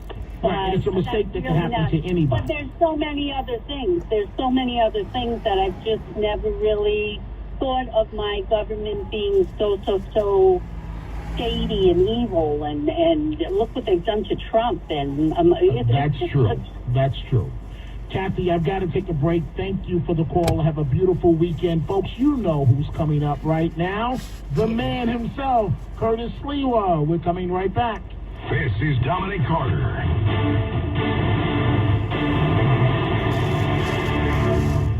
Roger Stone here with an urgent warning. Inflation is killing the dollar, and Washington is coming for your savings to pay for their spending mistakes. That's why thousands of Americans are shielding their savings with gold. For a free 2024 gold guide that explains everything you need to know, go to colonialmetalsgroup.com/stone or call 800-747-6589. That's 800-747-6589 for your free gold guide and to learn if you qualify for up to $7,500 in free silver today. If your insurance rates are going up, and the last time you saw a decrease was the Reagan administration, folks at SID, an American Patriot Insurance Agency, they put the freedom of choice back in your hands with their exclusive Rate and Bind online portal. Visit AMPATINS.com. Call 888-322-3565 to save an average of 25% on auto, home, renters, business, even pet insurance. Call 888-322-3565 today. There are black beans, and then there are Goya black beans. Whole, plump, delicious, and loved by all kinds of chefs. The professional chefs at Chef's Best love them so much, they awarded our beans their Excellence Award. At Home Chef love them so much, they awarded our beans the internationally acclaimed Goya black beans. Whole, plump, and oh so delicious. Find them in the Goya section of your local grocery store. If it's Goya, it has to be good. The American Southeast is enduring its most violent hurricane season in history. The Broadcasters Foundation continues to help broadcasters participating in the emergency alert system in jeopardy of losing their family's home and their livelihood. Find out how you can help broadcasters in need across the country. Owner-operator of 77 WABC, John Katsimatidis, is asking you to help the Broadcasters Foundation and will match every dollar donated up to $25,000. Donate now. Go to broadcastersfoundation.org/donate. The following is a paid political announcement. This November, down-ballot victories are more important than in any past election. Presenting the Get Out and Vote Republican campaign. The purpose is to reach local conservative and Republican voters, to drive them to vote and to vote down ballot on party lines. Get out and vote in this crucial election year. Vote down ballot on party lines. Get out and vote Republican. I'm Nicole Maliasakis, and I approve this message. Paid for by Nicole for New York. It's the Rev and the Rabbi every Sunday morning at 7. This is Rabbi Joseph Batasnik. This is Reverend A.R. Bernard. Join us every Sunday for the Rev and the Rabbi. Don't miss the dynamic duo, the Rev and the Rabbi, every Sunday morning at 7. If you missed the show, download the 77 WABC app or listen to the podcast at WABCRadio.com. Join us for the Rev and the Rabbi every Sunday morning at 7. Right here on 77 WABC. Every weekend, newsmakers are on 77 WABC. The Cats Roundtable, John Katsimatidis with Senator Ted Cruz. And so what the Democrats are trying to do is they want to distract from all of that record. They don't want anyone to pay attention to how their policies have failed. Their approach is to spend millions of dollars being deceitful and trying to hide from their record. With Tommy James. Sony Music asked me if I would do a couple of covers from both those catalogs. 2 Beatles songs and 2 Motown songs for them. They want to use in film. Brian, how you doing? Larry Kudlow. The Fed is trying to juice the economy for Kamala Harris. They haven't conquered inflation. The economy itself is not slipping into recession, not yet. And the numbers are coming in embarrassing. Listen to these mini-casts and more. Download the 77 WABC mini-casts. Everything you need to know in 10 minutes or less. Yeah. It's for Brian, yeah? Yes. Okay.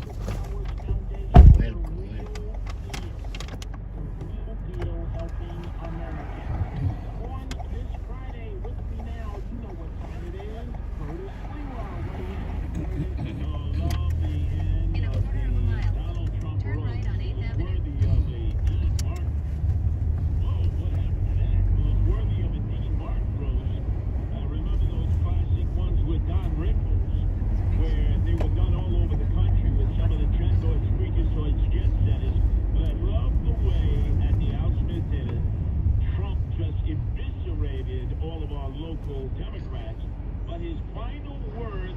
rally. I don't think he realized what he was saying, Dominic. Well, I better wrap up because Mayor Adams told me earlier that I needed to make this one very quick, especially the city has reserved this room for a large group of illegal aliens coming in from Texas. Now, money for Catholic charities, some of which goes to domestic use. They do great work. And as you know, $250 million of our tax dollars have gone to Catholic charities to bring in illegal aliens into our country. And they cannot have an event like that without taking responsibility for the invasion, for encouraging the invasion, and for the Roman Catholic Church through the Pope actually saying it's a grave sin for any Roman Catholic not to believe in open borders. Open borders, Dominic. Notice Dominic is quiet now. He doesn't want to deal with that. No, it's not. I'm just thinking about it because, I know the Catholic Church, their position on this. I know your position on this. I'm trying to figure out the reason why I paused. How do we have a kumbaya moment as it relates to this issue? There is no kumbaya. My church has said it is a sin. It is a grave sin to try to keep illegal aliens, migrants out. And yet that sanctimonious hypocrite in the Vatican is surrounded by walls. Not one illegal alien is in the Vatican. Speed camera reported ahead. Dominic, quiet. Don't worry about it. Don't worry. Yeah, it's Friday, man. I'm not going there, man. You know I love you, but I'm not going there. No, I am, because here it is. Everybody getting excited. Oh, Vice President Harris missed the House, missed dinner. By the way, Richard Nixon missed the dinner when he was running against George McGovern in '72. That was my first vote. Nobody cares. Not one vote is going to be changed. It was a great performance by Donald Trump. It would have been great if Vice President Harris was there and could go touche like Hillary Clinton did in 2016. But bottom line is we were talking about Catholic charity. And I am not going to let them off the hook because they have aided and abetted this invasion into America. When the illegal alien crosses over from Mexico into America, once they are, quote, arrested and then released into the country, it's Catholic charity that puts them in hotels with our tax dollars, feeds them, gives them clothes, gives them iPhones, smartphones. That's all our money, Dominic Carter. That doesn't come from the collection plate on Sundays. They must be held responsible. I'm not going to be laughing it off. Oh, it's a great Catholic charities. Half of what they do is good. The other half of what they're doing is destroying our country. Destroying our country. Well, I will conclude by saying I love you, man, as I always do. I'm sure you've noticed, folks, I want to tell you, all it takes is $11 a month. Donate $11 a month to the Tunnel to Towers Foundation at T2T.org. Dominic Carter here. U.S. Navy Corporal and Sheriff's Officer Lori Wood adored the camaraderie of her law enforcement family and being a part of something bigger than herself. One day, while going over drills with recruits at the academy, Lori fell from the roof of a mock village. She sustained a T10, T12 burst fracture, leaving her with paraplegia. Her recovery was initially difficult as she learned to navigate her new normal, but she remained resilient and maintained a positive outlook thanks to supporters like you. The Tunnel to Towers Foundation gave Lori and her son Gavin the gift of a specially adapted water-free smart home. The modifications made to Lori's home allows her to adapt to living in a two-story home in a more accessible and inclusive way. Lori wants you to know that she is fiercely independent at her core, and the assistance from Tunnel to Towers, made possible by friends like you, has allowed her to keep that part of herself. Help heroes like Lori and their families. Donate $11 a month at T2T.org. That's T, the number 2, T.org.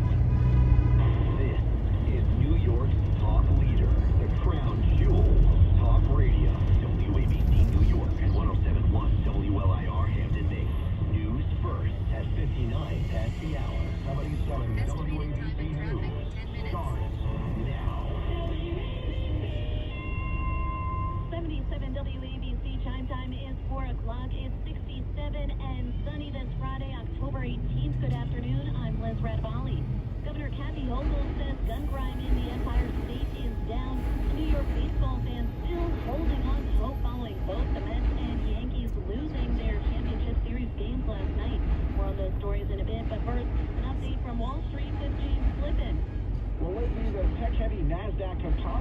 Tuesday boost during today's session as streaming giant Netflix popped on strong earnings. Netflix beat Wall Street expectations on the top and bottom lines, also reporting a 35% increase in ad tier memberships when in comparison to the previous 3-month period. Procter & Gamble posted better than expected results, although the consumer products giant did fall short of estimates for revenue. As we move through earnings season, by the way, over 70 of the S&P 500 companies have reported their corporate results, and 75% have beaten analysts' expectations. Frozen potato product maker Lamb Weston saw its share price pop on word activist investor Jana Partners had built a more than 8% stake in the company, and the Wall Street Journal reports it will push for the company to sell itself. Looking at today's economic data, building permits and housing starts slipped in September, but completions surged year over year.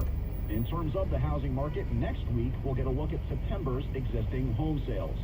That's the 77 WABC Market Report. I'm James Flippin. And at the closing bell, stocks closing higher. The Dow Jones gaining 36, NASDAQ up 115, and the S&P 500 adding 23. In some statewide news, data shows gun violence in New York is at its lowest level since the state started tracking in 2006. Governor Kathy Hochul says shootings are down 26% this year through September compared to the same 9-month period last year. Governor Kathy Hochul says gun violence is down in every region of the state. And as we drive down crime, the only numbers you see going up are the illegal gun seizures and felony arrests. And since I took office, state police illegal gun seizures are up 170%. The numbers are from data reported by the 28 police departments outside of New York City that take part in the state's gun-involved violence elimination initiative. There's significant shooting decreases reported across Long Island, Syracuse. The energy ministry says 2 million people are without power after one of its main power plants failed. There's no word on when it will be repaired. Cubans have been dealing with rolling blackouts for months. Prime Minister Manuel Marrero says that the country's grid failures are due to deteriorating infrastructure, rising electricity demand, and fuel shortages. Now your forecast from the Ramsey Mazda Weather Center. Sunny for the rest of the day, coming down from that high of 68. Overnight going to be clear, low of 47. Tomorrow sunny, high of 69. It's 67 and sunny online. They have event or something. 77 WABC News Time. I know Jerry Center, they have the Comic-Con. Oh, that's right. So they dress like Halloween, you know. Sure, it's a sight. Might see some of them now.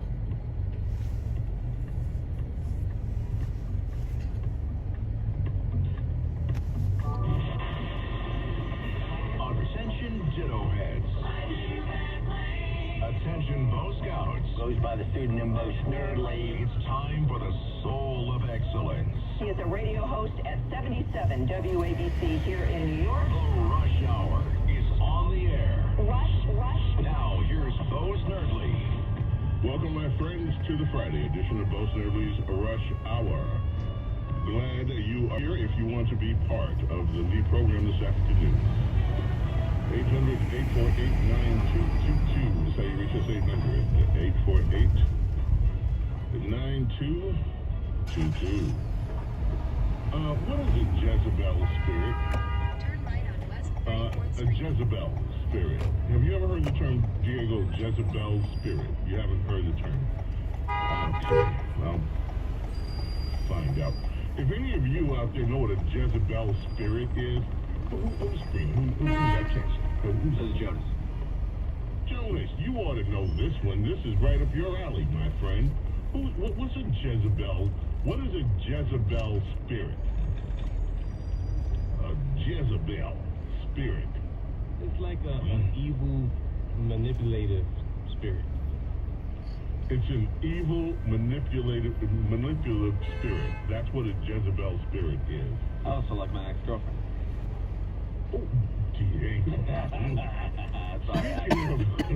Speaking of that, we are not going to do the Friday Love Story today because we have a guest coming at 4:30, right after the Kim Commando break, and that's usually when we do Love Story. We were able to get him, as I said, we have to talk with him. Mark Halpern is going to join us. And so we will rejoin the love story next week. But the reason I'm asking this question about the Jezebel spirit is that AP, the Associated Press, has a story. What's a Jezebel spirit? Some Christians use the term to paint Kamala Harris with a demonic rush. I'm like, what? You don't say. What are those Christians up to now? Christian nationalist leaders now, whoa, it's not just Christians, it's Christian nationalists. I know Jezebel was in the Old Testament as an old... I'm not completely devoid of biblical knowledge here. I mean, for goodness sakes, they thought I was going to be a minister for a while. Twice. Now, that's another story. Yes, thank you, President. Jezebel was the evil queen in the Old Testament. And we know the term Jezebel. You're Jezebel. Anyway, yes. But it's the Christian nationalists that are doing this now, according to the AP. Christian nationalists. Leaders of the Christian nationalists are telling followers that Vice President Kamala Harris is under the influence of a Jezebel spirit. Using a term with deeply racist and misogynistic roots that is setting off alarm bells for religious and political scholars. Oh no!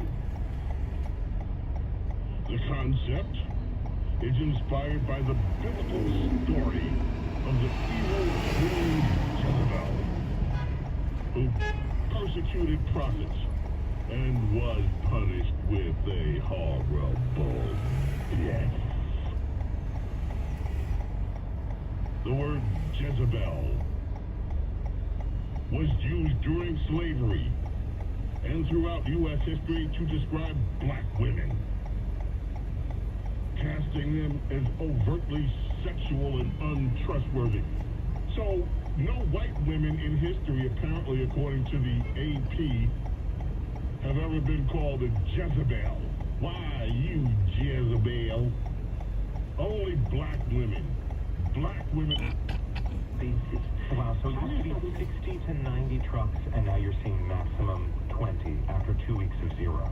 Correct, exactly. And the challenge that we have is that we are still having a number of impediments for actually the trucks to arrive on the platform to go and do the proper uploading of the goods that are coming. There's a number of checkpoints. You have truck drivers that are being interrogated before they go, and therefore the number of hours in which we can operate is insufficient versus actually the food, the hygiene kit, or the yeast that is coming onto the platform. What rationale does Israel give when it says we're only going to allow 20 trucks through, not the 60 or 90 that we used to allow? The challenge that we do face as humanitarian is the goodwill of the fact that now the crossing is being reopened, is also the capacity that they have on the ground to allow us to operate. And I think this is where we are still struggling a bit, is while you have an ongoing military operation, is at the same time for us to replenish the assistance to reach the population that are still in the north of Wadigaza. And let's talk about what this means for the people who are starving. In many cases, families with a lot of humanitarian aid is even more diminished. What does that mean for people in northern Gaza? So what it means currently is that people have been relying on full humanitarian assistance now for nearly a year. In the northern of Gaza, you do not have any commercial goods that are coming in. Food and hot meals, we are providing very staple foods. You can't rely on a year to year only on cam, and the only fresh items that you have is bread on a daily basis. That's why people are struggling so much currently to cover. If you're a kid, you need to have a proper growth. You need to have the proper different food items, being dairy, being fruit, vegetables, being meat, or even fish, and you deprive of that for way too long. That's Ted Juan Reinhardt with the World Food Program, speaking with us from Jerusalem. Thank you. Thanks to you.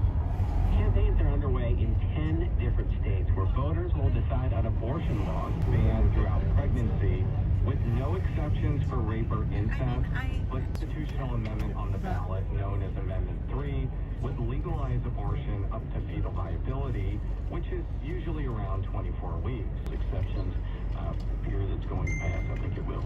The campaign backing the amendment has raised significantly more money than the opponents, and public polls show the measure. That's someone else's choices of what they're going to do for their life. Abortion rights backers have had to overcome obstacles from abortion rights opponents. That includes lawsuits trying to knock Amendment 3 off the ballot and failed efforts from the Republican-led General Assembly to make it harder to change the Constitution. Opponents to the amendment, like Stephanie Bell of the group Missouri Stands. Let me pull the side here. The light gonna change here.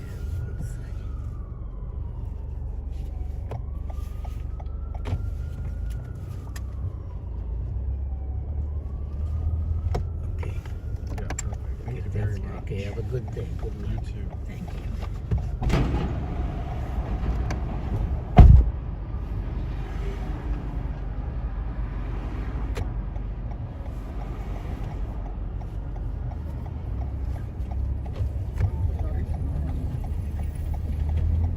For possible alien life.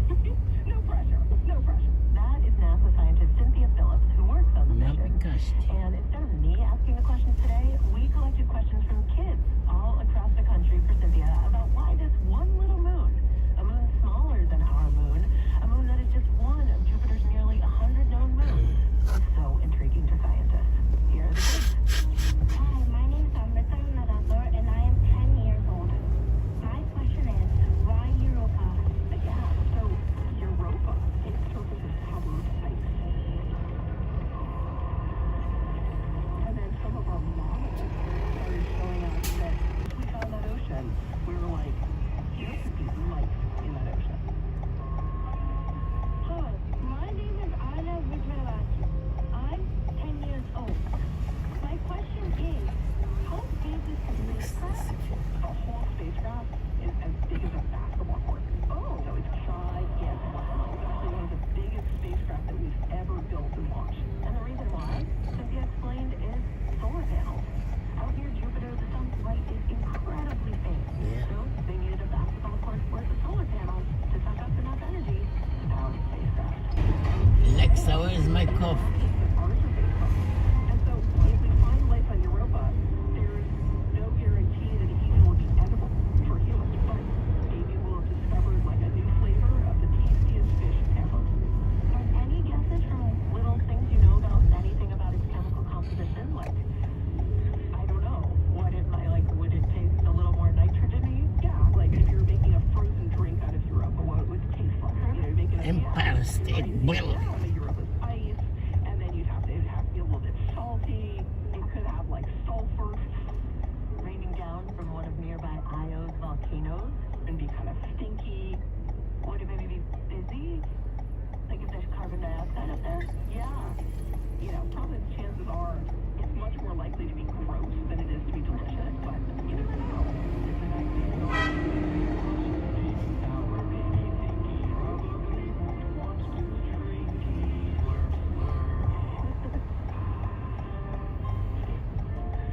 That was Lulu Miller, host of Radio Lab's podcast, Terrestrial. They have new episodes out now, including one about Europa. To listen, just check out the Radio Lab for Kids podcast feed. You're listening to All Things Considered from NPR News. And from WNYC, there's more All Things Considered just ahead. Elon Musk's social media platform X seems to be trying to get its cases litigated in the court of one particular Texas judge. That judge appears to be a Tesla shareholder. We're bringing that story coming up on All Things Considered. Alexa, where is my coffee? Alexa, wake up. Alexa, wake up.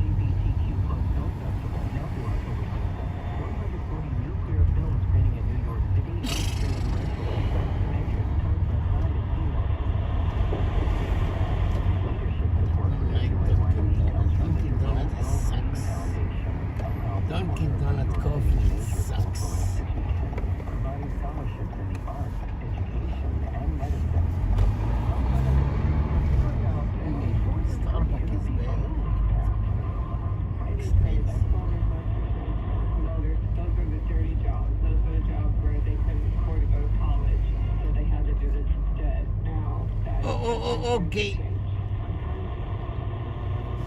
Okay. Are changing our workforce and maybe our politics. Sunday evening at 6 on WNYC. And join us tomorrow for the next weekend edition. Saturday, can the New York Liberty win their first championship? Can the New York Mets keep their miracle alive? Tomorrow on weekend edition is the latest in the New York sports scene and our autumn of high drama. Okay. Tune in for that. Tomorrow on 93.9 FM or AM 820, you can live stream too at WNYC.org. We should say that we might know the results of the Liberty run. For the rest of the time here in our area, we're going to see temperatures in the city down to about 60 degrees. Tomorrow, clear skies. Get coffee.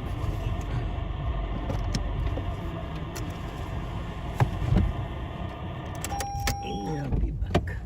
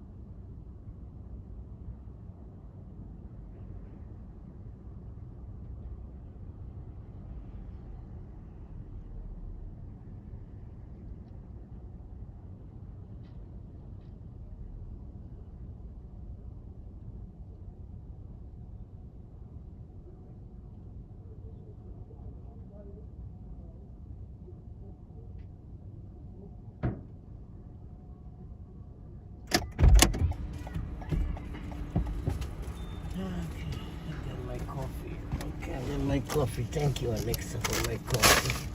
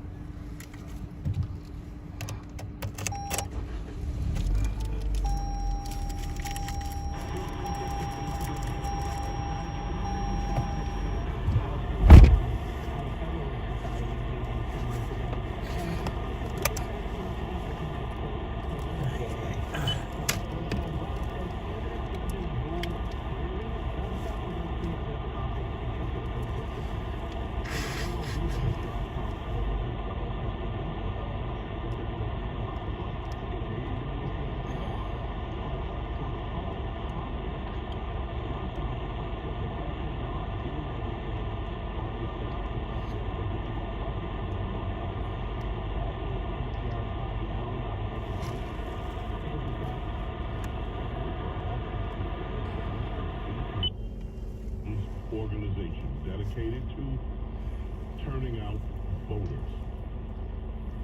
Now, the reason I find this story totally amazing, of course, is we have been treated to these past few weeks stories about how your government, our government, has run out of money. We just don't have the money for emergencies, for American citizens.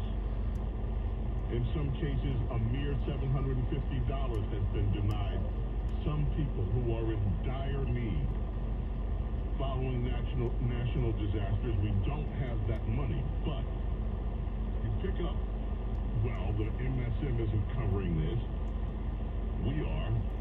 The DailyBS.com, Daily Caller News Foundation. The Biden-Harris Environmental Protection Agency doles out billions of taxpayer dollars in August. This didn't happen some years ago. This was in August, weeks before they told us they didn't have the money for hurricane victims. The EPA announced that power-forward communities received $2 billion under the Inflation Reduction Act. $27 billion Greenhouse Gas Reduction Fund on August 16th. Now they're partnering all this money, totaled up $29 billion. $29 billion. And who are they partnering up with? They're partnering up with Stacey Abrams' Fair Count organization, including some of the nation's largest teachers' unions, and a prominent climate activist group. These are all groups giving grants. What is the EPA doing handing out money to get out the vote operation? Ask yourself that question. They're working, the PFC, which is one of these shelters, is working with, and this would be they're working with two of non-profit ventures, the Fair Count and the Southern Economic Advancement Project. Sorry, I got a little cold. Both of these non-profits, after she lost the election to Brian Kemp in 2018, this was breaking in the dough. So, for some reason, your money channeled through the EPA is ending up in the hands of Democrat activists to turn out the vote for Democrats. She got 2 babies. It's 150. To the Southern Economic Advancement Project, that's Stacey Abrams' other group.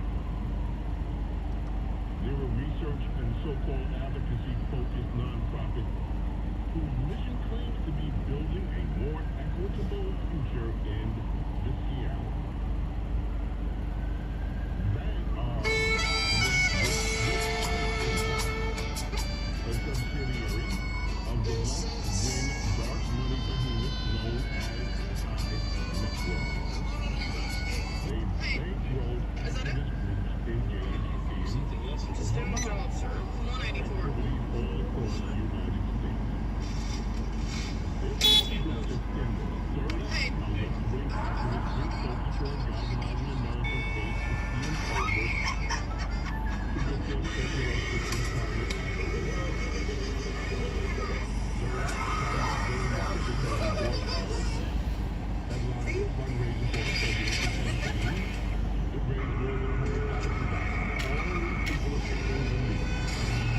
to get their federal assistance climate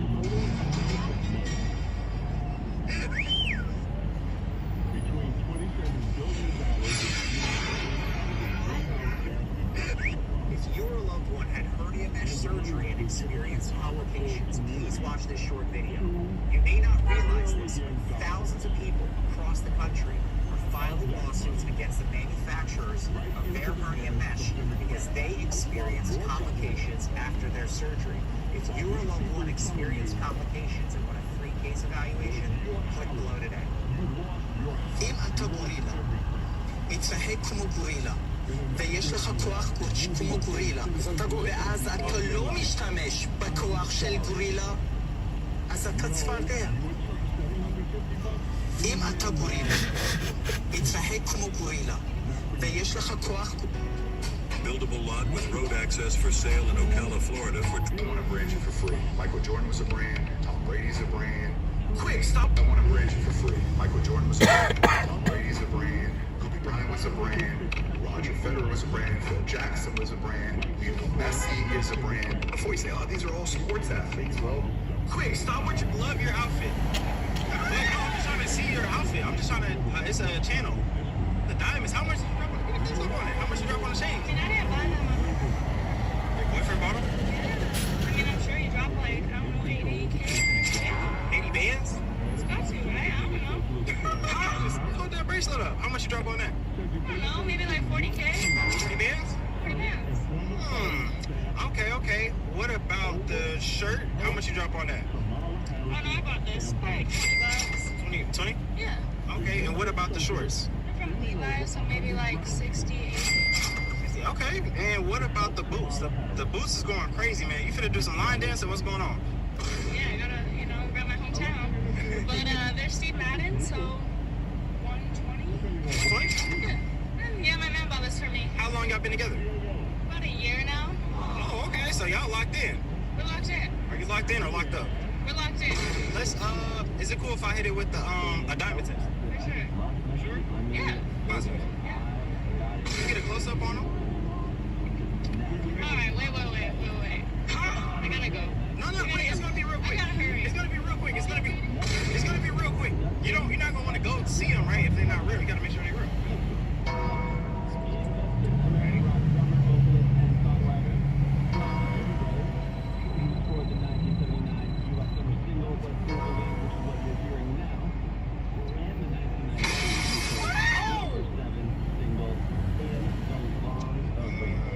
Let me hit the bracelet too. Let me make sure the bracelet is fake too.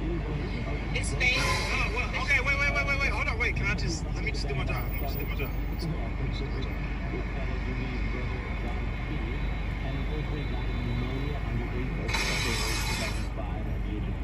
Excuse, I love your outfit. Can I? Oh, I'm sorry. I have a boyfriend. I'm trying. I never fry eggs with oil anymore. Now I only fry them with water. It was an experienced restaurant chef who revealed this trick to me. If you are still using oil to fry eggs, you've been frying them the wrong way and didn't know it. now you want to know something interesting? When you're at the beach, we say, oh, the tide's coming in, tide's going out. That's not what's happening. The tide is just always there, in space. You're on the summit, rotating through the high and low tides. So if I picked a spot in the ocean, the tide is always that level? No, not a spot in the ocean. You pick a spot in line between... Are you tired of your outdated... Okay, guys, do you know what this yellow flapper is for?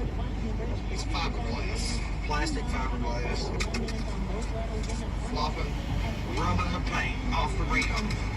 What is it for? This is a flatbed with a little helper wheel in the back. What's those yellow things for? Let me know. Okay, guys, do you know what this yellow flapper is for? It's fiberglass. Plastic fiberglass. Flopping, rubbing the paint off the rim. What is it for? This is a flatbed with a little helper wheel in the back. What's those yellow things for? Let me know. Okay, guys, do you know what this yellow flapper is for? It's fiberglass. Plastic fiberglass.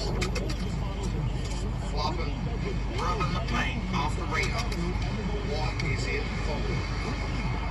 This is a flatbed with a little helper wheel in the back. למה אייל גולן? איך זה קרה? הכי לחלוטין. I tell you what, Bob, 80s were the best time I ever seen. I love the 80s. If I could go back, I would. The clothing, everything. Yeah. That that was better than now, but I'm going with the 80s. You ain't gonna change my mind, bub. I got the Bowie scar and all that, bub. Yeah, love you, man. Rock on. Long live America, bub. Things is looking grim, but I still the best country in the world. Yeah. I tell you what, bub, 80s were the best time I ever seen. I love no one has yet been able to complete this challenge. I challenge you to stop the image below quickly, if successful. $200,000 is yours.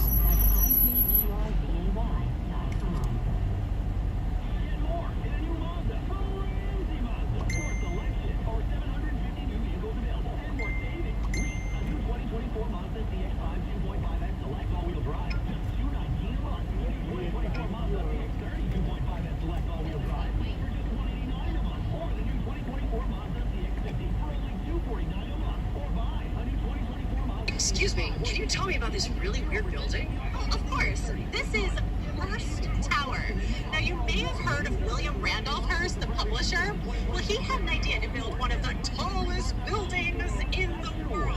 So he started construction on this building on 57th Street and 8th Avenue. They built the first 6 floors that have this very beautiful Art Deco theme. They were completed in 1928. But then in 1929, the Great Depression hit, and they had to halt construction. So instead of having the tallest building in the world, he had one of the shortest buildings in New York City. Now, construction halted for 70 years. It wasn't until 2003 that construction on the top part, that tower, started. Now, the Hearst Corporation, they had an idea of old New York meeting new New York. So you have the old New York with the bottom part of the building, and then you have this very modern glass tower on top. It was the very first building in Manhattan to receive a LEED certification and is currently home to the Hearst Corporation. Wow, how do you know all this? Oh, I'm a New York City tour guide. Want to know more? Book a tour. And for more NYC, follow me. Excuse me, can you tell me about this really weird building? Oh, of course. Excuse me. Discounted fares late at night, between midnight and 3 a.m. in their home time zone. Set alerts and check during these hours for a chance to stack even bigger savings. Now's the time to lock in those deals. Enter to win a brand new iPhone 16 Pro at winfromkim.com. I've been getting so much great feedback from my listeners about here.com/Kim. Like Russell, he's a new user of here.com's hearing aids and says he loves the Horizon devices and says someone he trusts Yep. One more hour. One more hour to the tomato. Yep. Abulaga, la bula. Now, what are you waiting for? With insurance and flexible financing options, along with a 100% money-back guarantee, getting great hearing aids has never been easier. Rated from the Better Business Bureau and a 4.9 One more hour. Yep.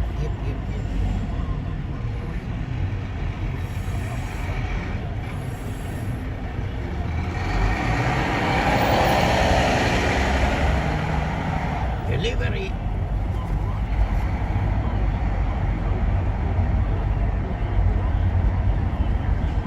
Yep.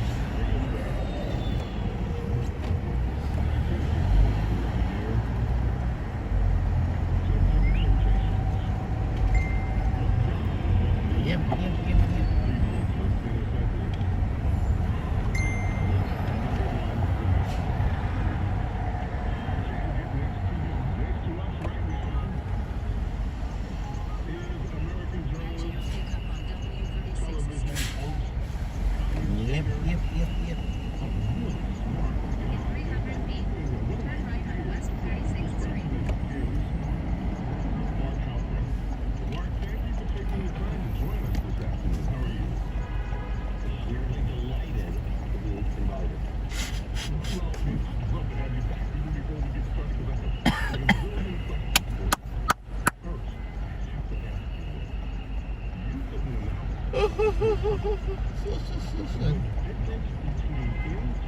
polls and other polls. We are now 18 days away from the 2024 presidential election. Our whole way to understand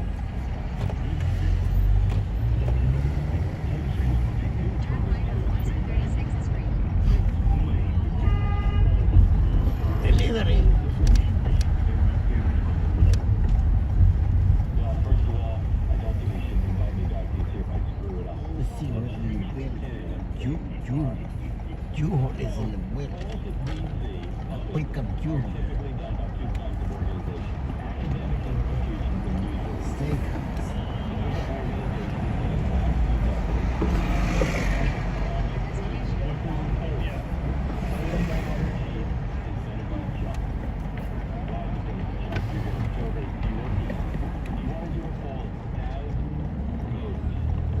Steakhouse.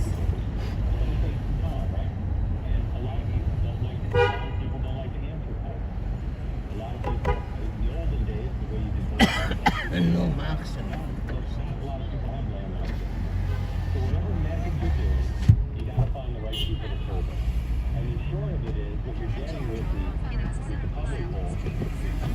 Yeah, how you doing? Well, 72nd and Center Park West. It's going to probably bring the wrong mix of Democrats and Republicans. And done in a way that's for publicity rather than to figure out where the race actually stands. They don't have a hunger to get it right. They just have a hunger to get some data so they can go on the internet or Twitter or wherever and say, you know, XYZ news organization or ZDF University says Harris 48 Trump 40. Okay? That is also generally national polls, not all of them. But national polls are meaningless. It's not a national election. It's an electoral college state. That's the public poll. What's the private poll? The private polls are extravagantly well funded because the incentives that the people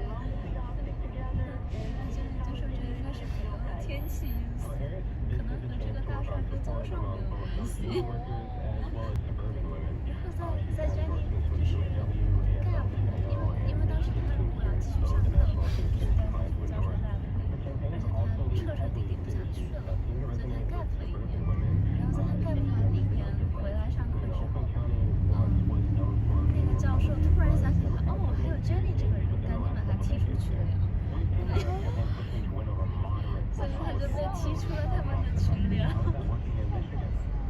但好像也是因为那个阿克夏尔技术只有这个一个洞，所以导致他那个项目就没有办法继续了，因为这边是我们干的，因为这边有。我的意思就是黑金他们是把那个因为那栋楼就是平时不让进入进去，然后我黑金他们的 lab 帮他写代码，到我们大约12点钟。天呐，确实。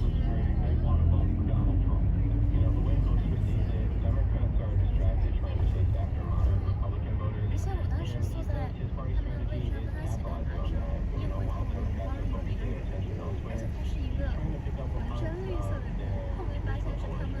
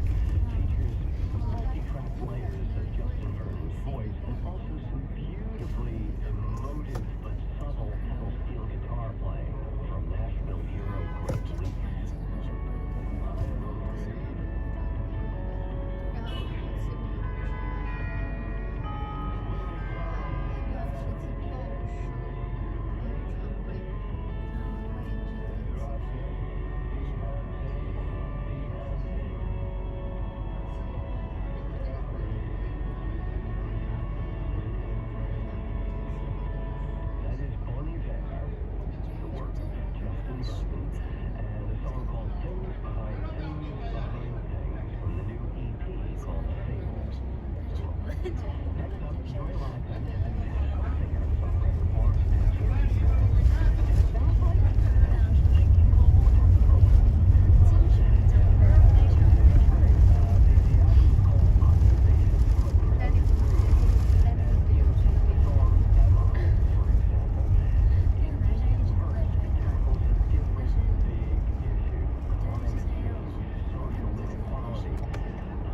then in the chorus, it's more about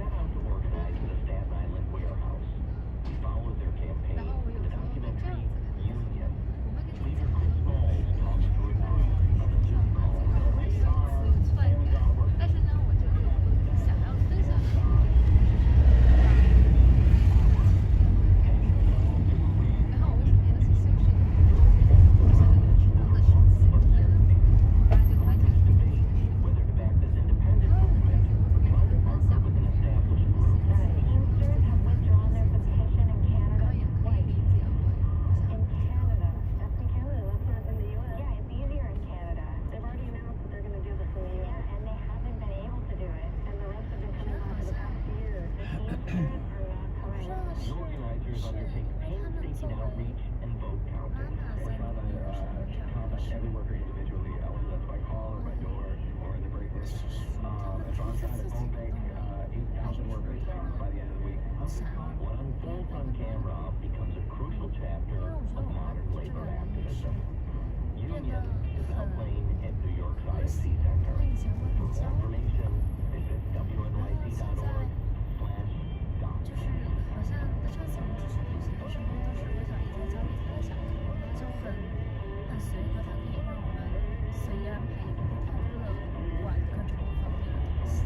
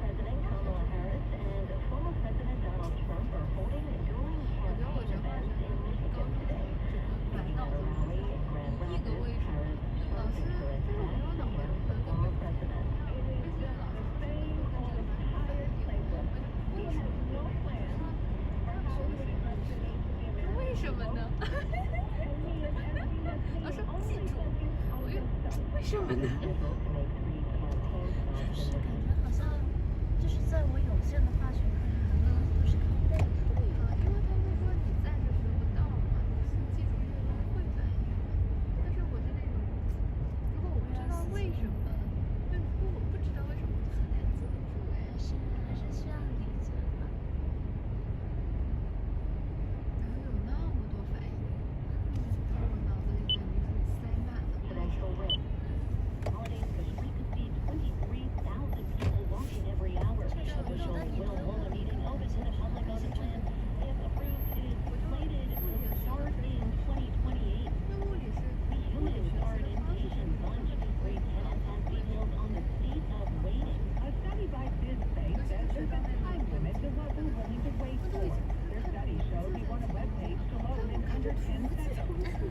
长这么大一个，然后配高头，这个是这个图，这两个图这样反应，一个这样的图，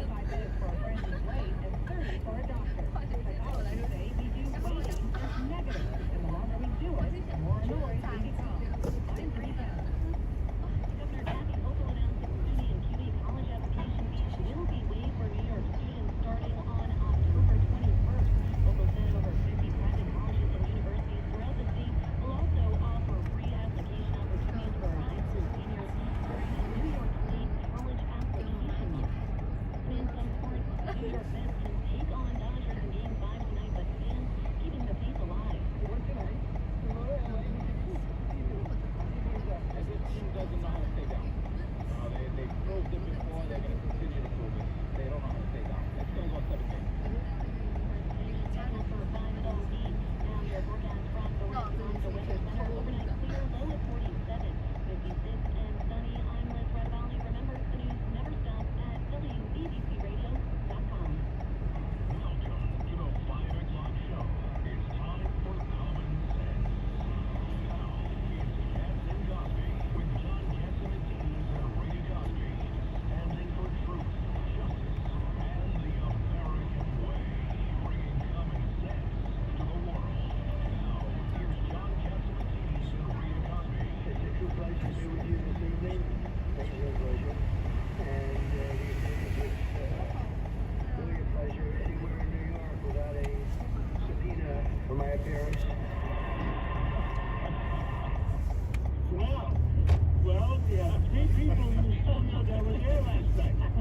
Without a subpoena. And all 3 of us never got subpoenas. And all 3 of us were on the dais. You got Ed Cox, and you have Governor Patterson, and myself. And we'll talk about tonight. And we have Judge Richard Weinberg. Maybe we'll invite him next year.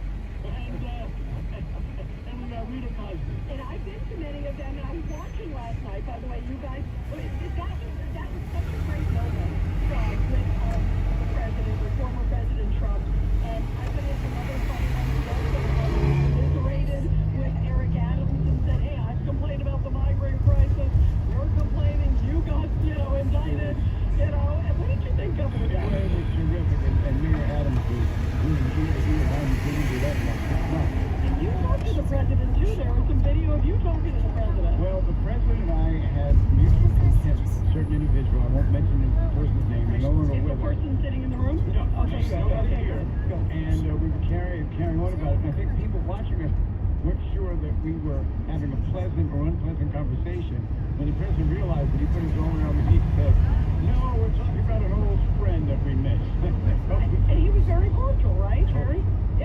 John, I thought he was a first. I think he can do that. I think he would win 49 states if he was as cordial in the future as if he was last night. What do you say? He said he could run for president, didn't he? Yeah, if right, as the first female president. It didn't work out this time. But you know what was funny? It was also like a nice rapport. I saw him also talking to Governor Kathy Hochul. I mean, I agree with John. That was last night. I was curious if you guys in the room. I mean, I say 70-80% of the room were clapping. And I thought even at the end, number. All right, let's hear it. In the room, you had maybe 700, 800, I don't remember how many people. And I would say on the boos versus the claps, I think it was 70-30 Trump. Governor, and it would look like... I'd agree with that. I'd agree with that. Ed? 70% for Trump. Yeah. 30, yeah, I would agree with that. Yeah. And how was the response to the Vice President's tape? Oh my God. They played like mood music for a few minutes and then it went away. That bad? It was almost, I mean, it really annoyed the cats. And I had a speech this morning. I was talking to the board of directors of the Orthodox Rising Council of Greek Orthodox Church, and I made a comment about it, and I said it seems like Pamela, and I don't know, I only had lunch with her at one time, and maybe the governor or something was parts of the Democratic Party are anti-Christo Judeo rules and the way of life. Right. Yeah, it's Well, I know one Catholic is very upset about the project, and I won't say who it is, but his initials are Cardinal Dome. yeah, he said he was disappointed. He was. You know what I found interesting, John? And the big item that all religious people should ask, she turned it down 2 months ago. But isn't it she had an emergency? Right, exactly. Because if she had turned it down because of an emergency, everybody would have understood. But there's this problem in campaigns, and I'm sorry to lead to more. Well, you only got 15, 16 days. I mean, Ed Cox and everybody in the studio here, the other big problem around is the Lebanon, Israel, Iran. I mean, I've talked to a lot of people today, done some conversations for my Sunday show. We're on the verge of World War III. We got so many wars going on. And Israel is trying to decide what they're going to do with Lebanon. You guys have and with Iran. I mean, Iran had a major attack on Israel, and Israel has been putting it off. The question is, what's the deal with the United States? Has the United States said you can't do this, you can't do that? Oh, they have. What does Israel do? Absolutely. Right. And you know what's disgraceful today? And I can't wait to talk with General Blaine Holt, who we're going to have later on in the show. Yeah. But the important thing is, Israel is keeping the free world free. Absolutely. Let me ask you another question.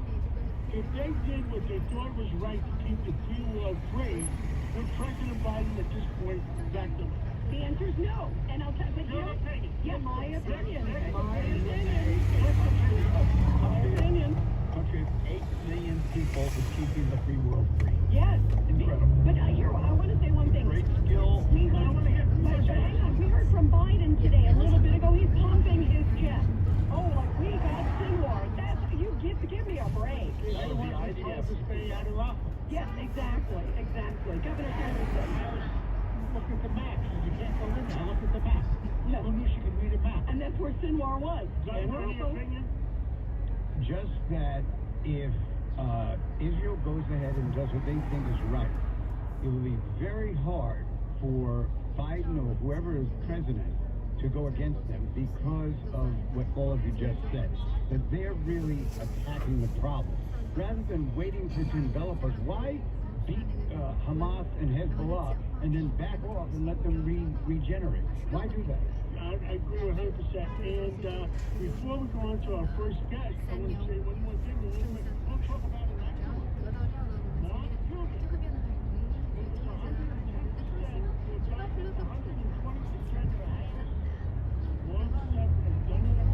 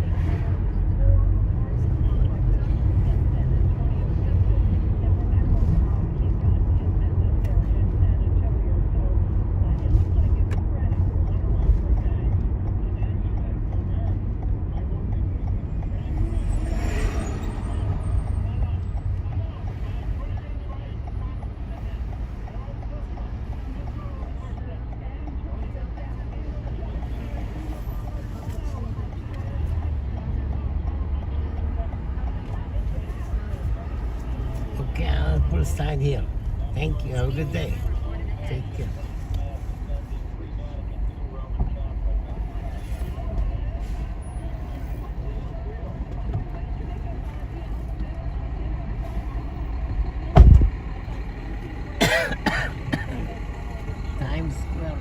Times Square on one tomato is next. Times Square on one tomato is next. Right?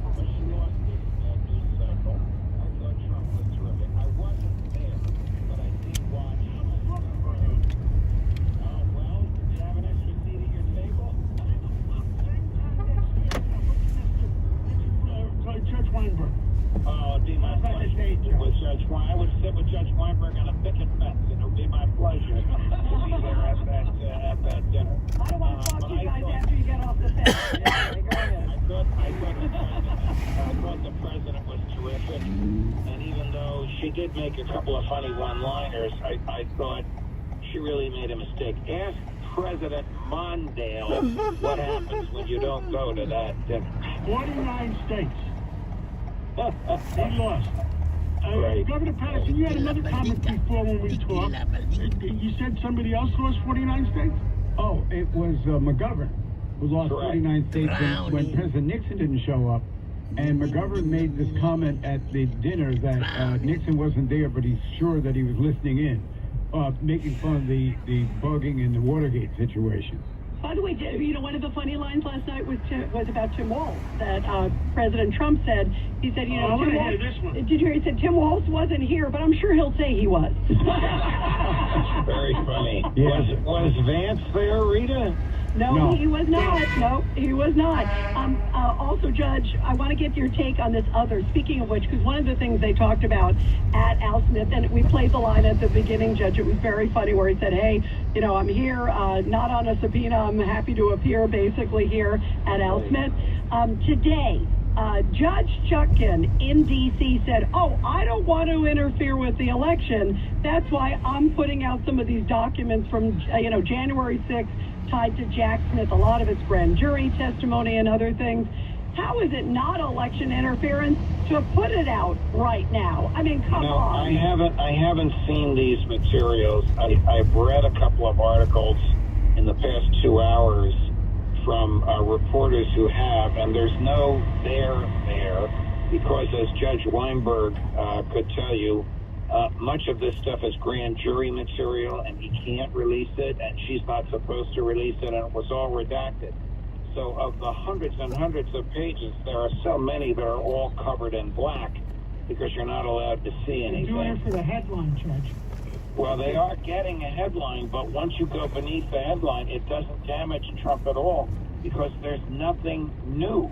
There's nothing that came out today that we didn't already know in terms of the government's allegation, and it's just an allegation. I don't think this is election interference. I don't think it's going to move the dial at all. If it does move the dial, it moves it in Trump's direction by animating the base who perceive this as, again, using the judicial and law enforcement system to try and harm them. The only negative thing that I saw was that Attorney General Barr said to Trump, you really don't have a fraud in this election. And somehow, people who don't know better think that gives it more credibility. That's the lawyer's opinion, but it's up to the client to make his own decision. I agree with you, Judge Weinberg. I don't think that a statement like that no left turn. No left turn. You have to continue straight, baby. Trump's funny. Some said there was, but we can't prove it. Some, like Rudy said, there was and we can prove it. And some said there wasn't. He did the right thing. He a cross-section of opinions. That doesn't hurt him. It helps him by showing that he was reasonable and sought a lot of people's opinions. And real quick before we let you go, Judge, also, have you seen these lawsuits that are going in both directions about kicking people off who are not citizens on the voter rolls? I mean, it's a noble intent. People got to feel good about the process. And the Department of Justice is suing Virginia. And now Florida is going after the federal government because they're saying the Biden-Harris administration isn't allowing them to have access to know who's a citizen and who isn't. I mean, this is crazy. Rita, John, and my friends, this is the tip of the iceberg. If you think we saw a lot of litigation in 2020, there were only 61 cases filed. There are over 200 already filed, and we have 3 weeks to go to Election Day. Wow. So this is a lawyer's dream or a lawyer's nightmare in terms of trying to sort all this out. Something tells me I'll be quite busy. Better that they're sooner rather than after the election, though. Yeah, yes, great point, Ed. Unfortunately, yes. Wow. Well, Judge Napolitano, thank you. We love having you on, It's a Judge. pleasure to be back with you guys. I forgot to ask you, since it's Friday, is the pizza there? You know what? No, now we're serving escargot and lobster. We got 500 pizzas. We got 500 pizzas delivered to the Columbus Avenue Parade, and we ate pizza like there was no tomorrow. There was only one left in the office. That means $4.99 on the parade. Next time I'll help you polish it off. It's one of my weaknesses. But thank you very much for having me on. I love you guys all. Thank you. Bye-bye. We love you too. Thank you. And joining us now is we also will be getting Doug Schoen in just about a moment. We're trying to reach him, I believe. A little bit of a connection issue there, but he's going to be coming in a moment. One of the things is about polls. That we're going to be talking to him about, Ed. And of course, polls being the big issue. Please stay clear of the closing door. How, after Kamala Harris and the Fox News interview, Please stay clear of the closing door. I think she tanked. I thought she did horrible. And some of the new polls that I've seen, I just saw a poll from Michigan, and they're all moving to help Trump. They did the interview with Brett Baer, because the polls are moving against Harris, and they are panicking. They took her out of the basement. They thought they had to change strategy. Please stay clear of the They closing had to door. change the strategy because it wasn't working by hiding her, and everybody was going after her that she wasn't doing the interviews. So they figured they would turn her around. And it turns out she's not. Moved into the Trump column, all the swing states except for Nevada. Yeah, and well, what do you think is happening with Nevada? Why is that? Nevada's always been the premier state with respect to you know. No, because you have Reno, you have Vegas, and most Democrat counties. Did you hear the big news today in Las Vegas? Hold on, I'll give you the guy's name. It's 73 years old. Archie Harris, a gambling legend, died at 73 years old, and that's a shame. It was in the Wall Street Journal today. And you know what I said to all my Greek friends? I said, aggravation and stress, that'll get you every time. Well, by the way, speaking of stress, I mean, you look at all these lawsuits. What did you make, you guys, of that comment from Judge Napolitano that it's going to be a lawyer's paradise before and after the election? I mean, do you think, I mean, we had John Fund on the show, too, that he thinks it's going to be election week. I have John Fund on my Sunday show. Oh, good. I can't wait to hear that. Yeah, he is... Are you going to give us a little tease of what you're going to talk with him about? Yeah, I think what I'm going to talk to him about is if Trump behaves himself, he would be 10 points ahead. And I think that's one thing. And then the other thing is the GOP says they got thousands of people who are watching the polls. And you know what my opinion is? They should come up with a mandatory $10,000 fine for election fraud or somebody double voting, right? Double voting. Yeah. $10,000 fine or mandatory 2 years in jail.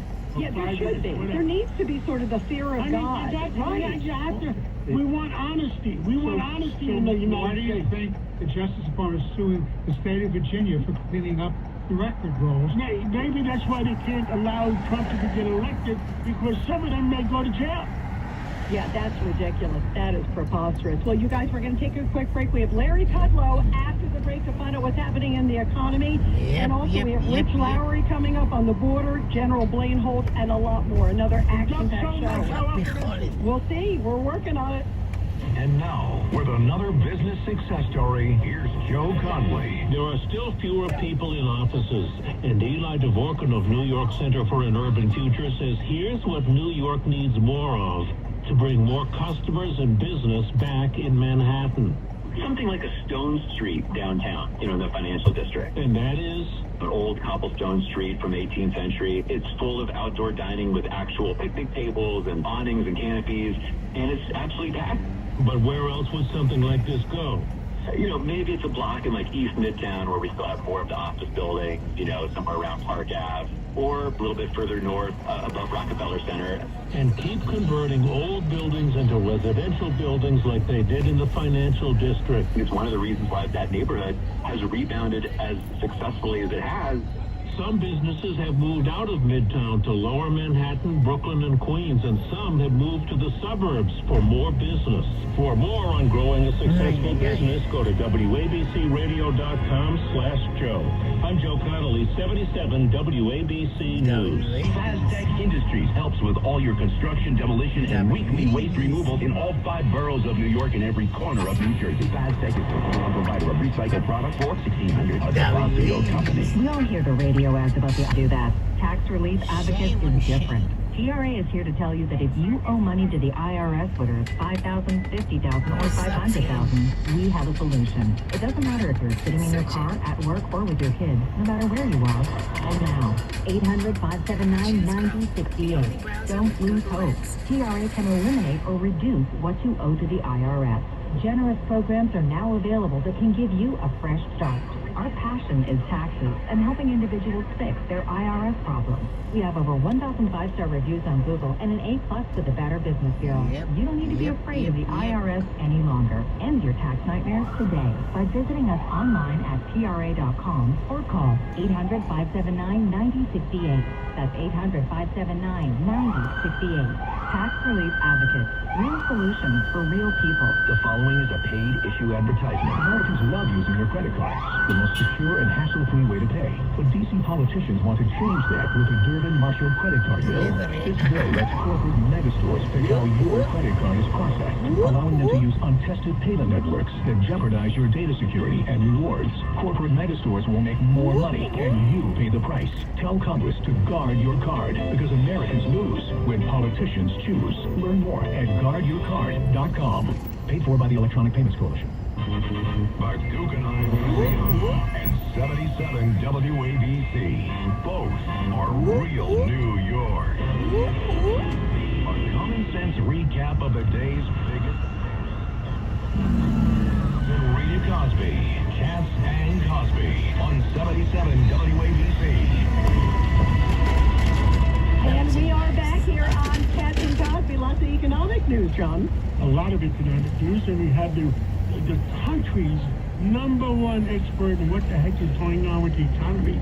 We have Larry Kudlow with us. Larry, did you have a good time last night, first of all? Yes, I did, actually. I did. I'm not as keen on big crowds in my old age. None of us are. I know. Sing but I was very for you. I was very glad to be there, and I was at a great table, which was Margot's table, and I got to visit with you. I think both of us are getting better. And I thought Donald Trump won the night, A, just by being there. B, some of his jokes were pretty good. Some of them weren't so great. But I thought that, unfortunately, Kamala Harris's video was just an insult. Not just to Catholics, it was an insult to everybody. It's just horrible. But that was a national event because all the TV stations were covering it. And she made an enormous mistake not showing up. The video was awful. And Trump did very well for himself. And I just want to say a couple things on the stock markets and so forth. You're still new record highs on the Dow and the S&P. That's one thing. Gold is booming, 2,736 at the close. Silver, $34. Oil down because tensions in the Mideast, I think, are a bit less. I'll give you a better one. If Trump gets elected, oil's going to be 55. I thought 40. He says it's going down by 50%, so 40, but you're right. And there's a wonderful story in the New York Post this morning. You probably saw it. Stan Druckenmiller, who's a longtime friend of mine, a very, very smart investor. He is, and he's not a Trump guy, but he's saying the street is now, the market is betting on Trump. And I'll quote you, he says, you can see it in the bank stock You can see it in crypto. Druckenmiller told Bloomberg News. In the last 12 days, the market and the inside of the market is very convinced Trump is going to win. He himself is not declaring for either candidate. That doesn't mean he's going to win, but it's very interesting. Bank stocks are such an important barometer of the current and future health, not just of the stock market, but of the entire economy, because credit and lending is so important. So markets are doing very well, and Druckenmiller thinks it's good for Trump. Ed Cox here. If commodities are going up, gold in particular, but inflation's going down, that doesn't quite make sense, and long-term yields are going up. What's going on? I agree with you, by the way. Gold can be a haven of safety, and it can be an inflation barometer. It can go both ways. But gold has had a tremendous run, and incidentally, so has silver had a tremendous run. So $34 for silver is a big number, but $27.36 for gold. And it's unusual to see gold going up and oil going down. So it's hard to figure. And I think the only thing I can say on this, off the top of my head, is liquidity and money is not tight. It's not tight. That's one reason why the Federal Reserve, in my opinion, should not have dropped interest rates, by that Uber 50 basis point cut. It was really unnecessary. Giving liquidity to markets that already have lots of liquidity. So, there you have it. That's how I come up. What else would you like to tell the audience? You got 15 days, and you're going to have a 3-hour show tomorrow from 10 to 1. It's Economic Saturday. You're live coverage from 10 to 1, and then Steve Moore from 1 to 2.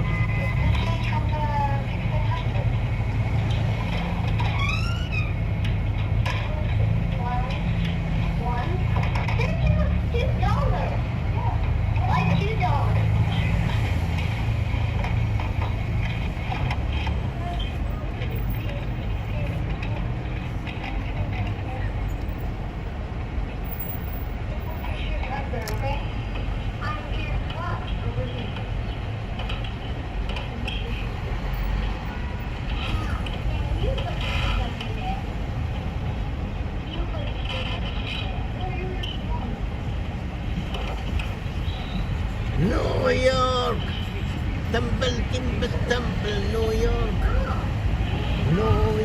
tumble number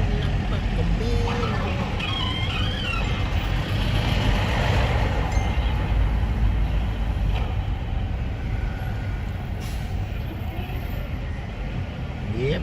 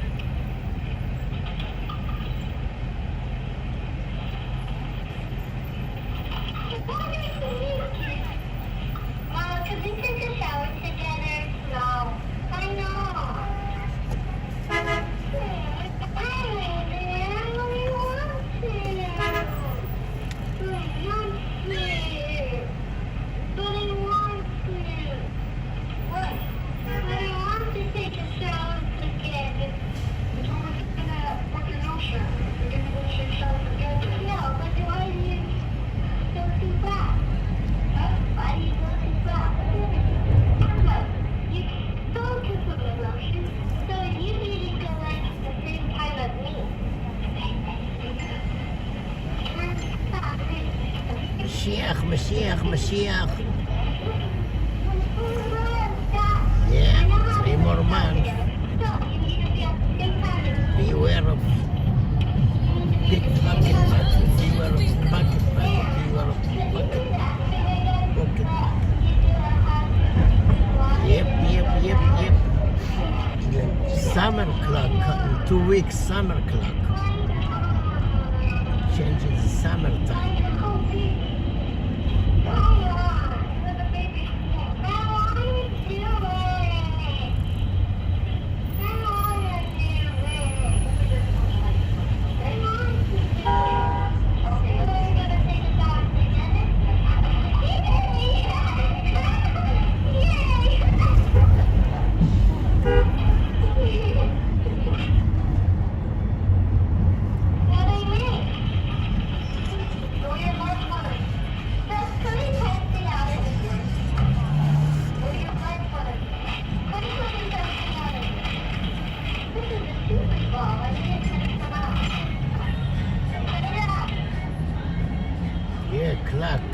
clock changing time.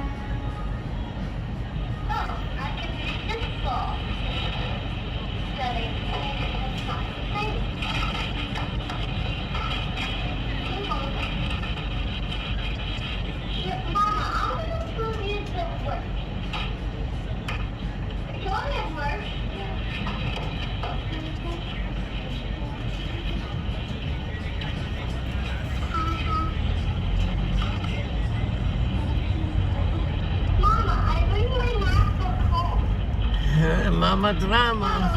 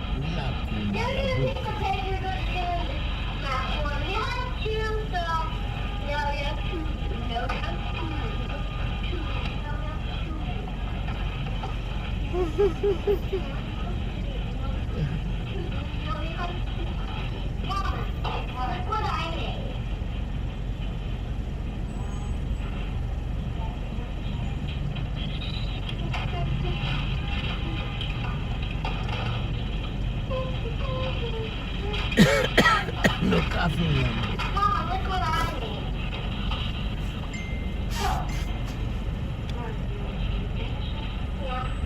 November 3. Yeah, about time.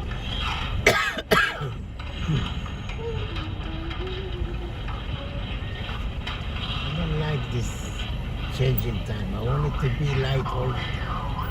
I don't like the darkness.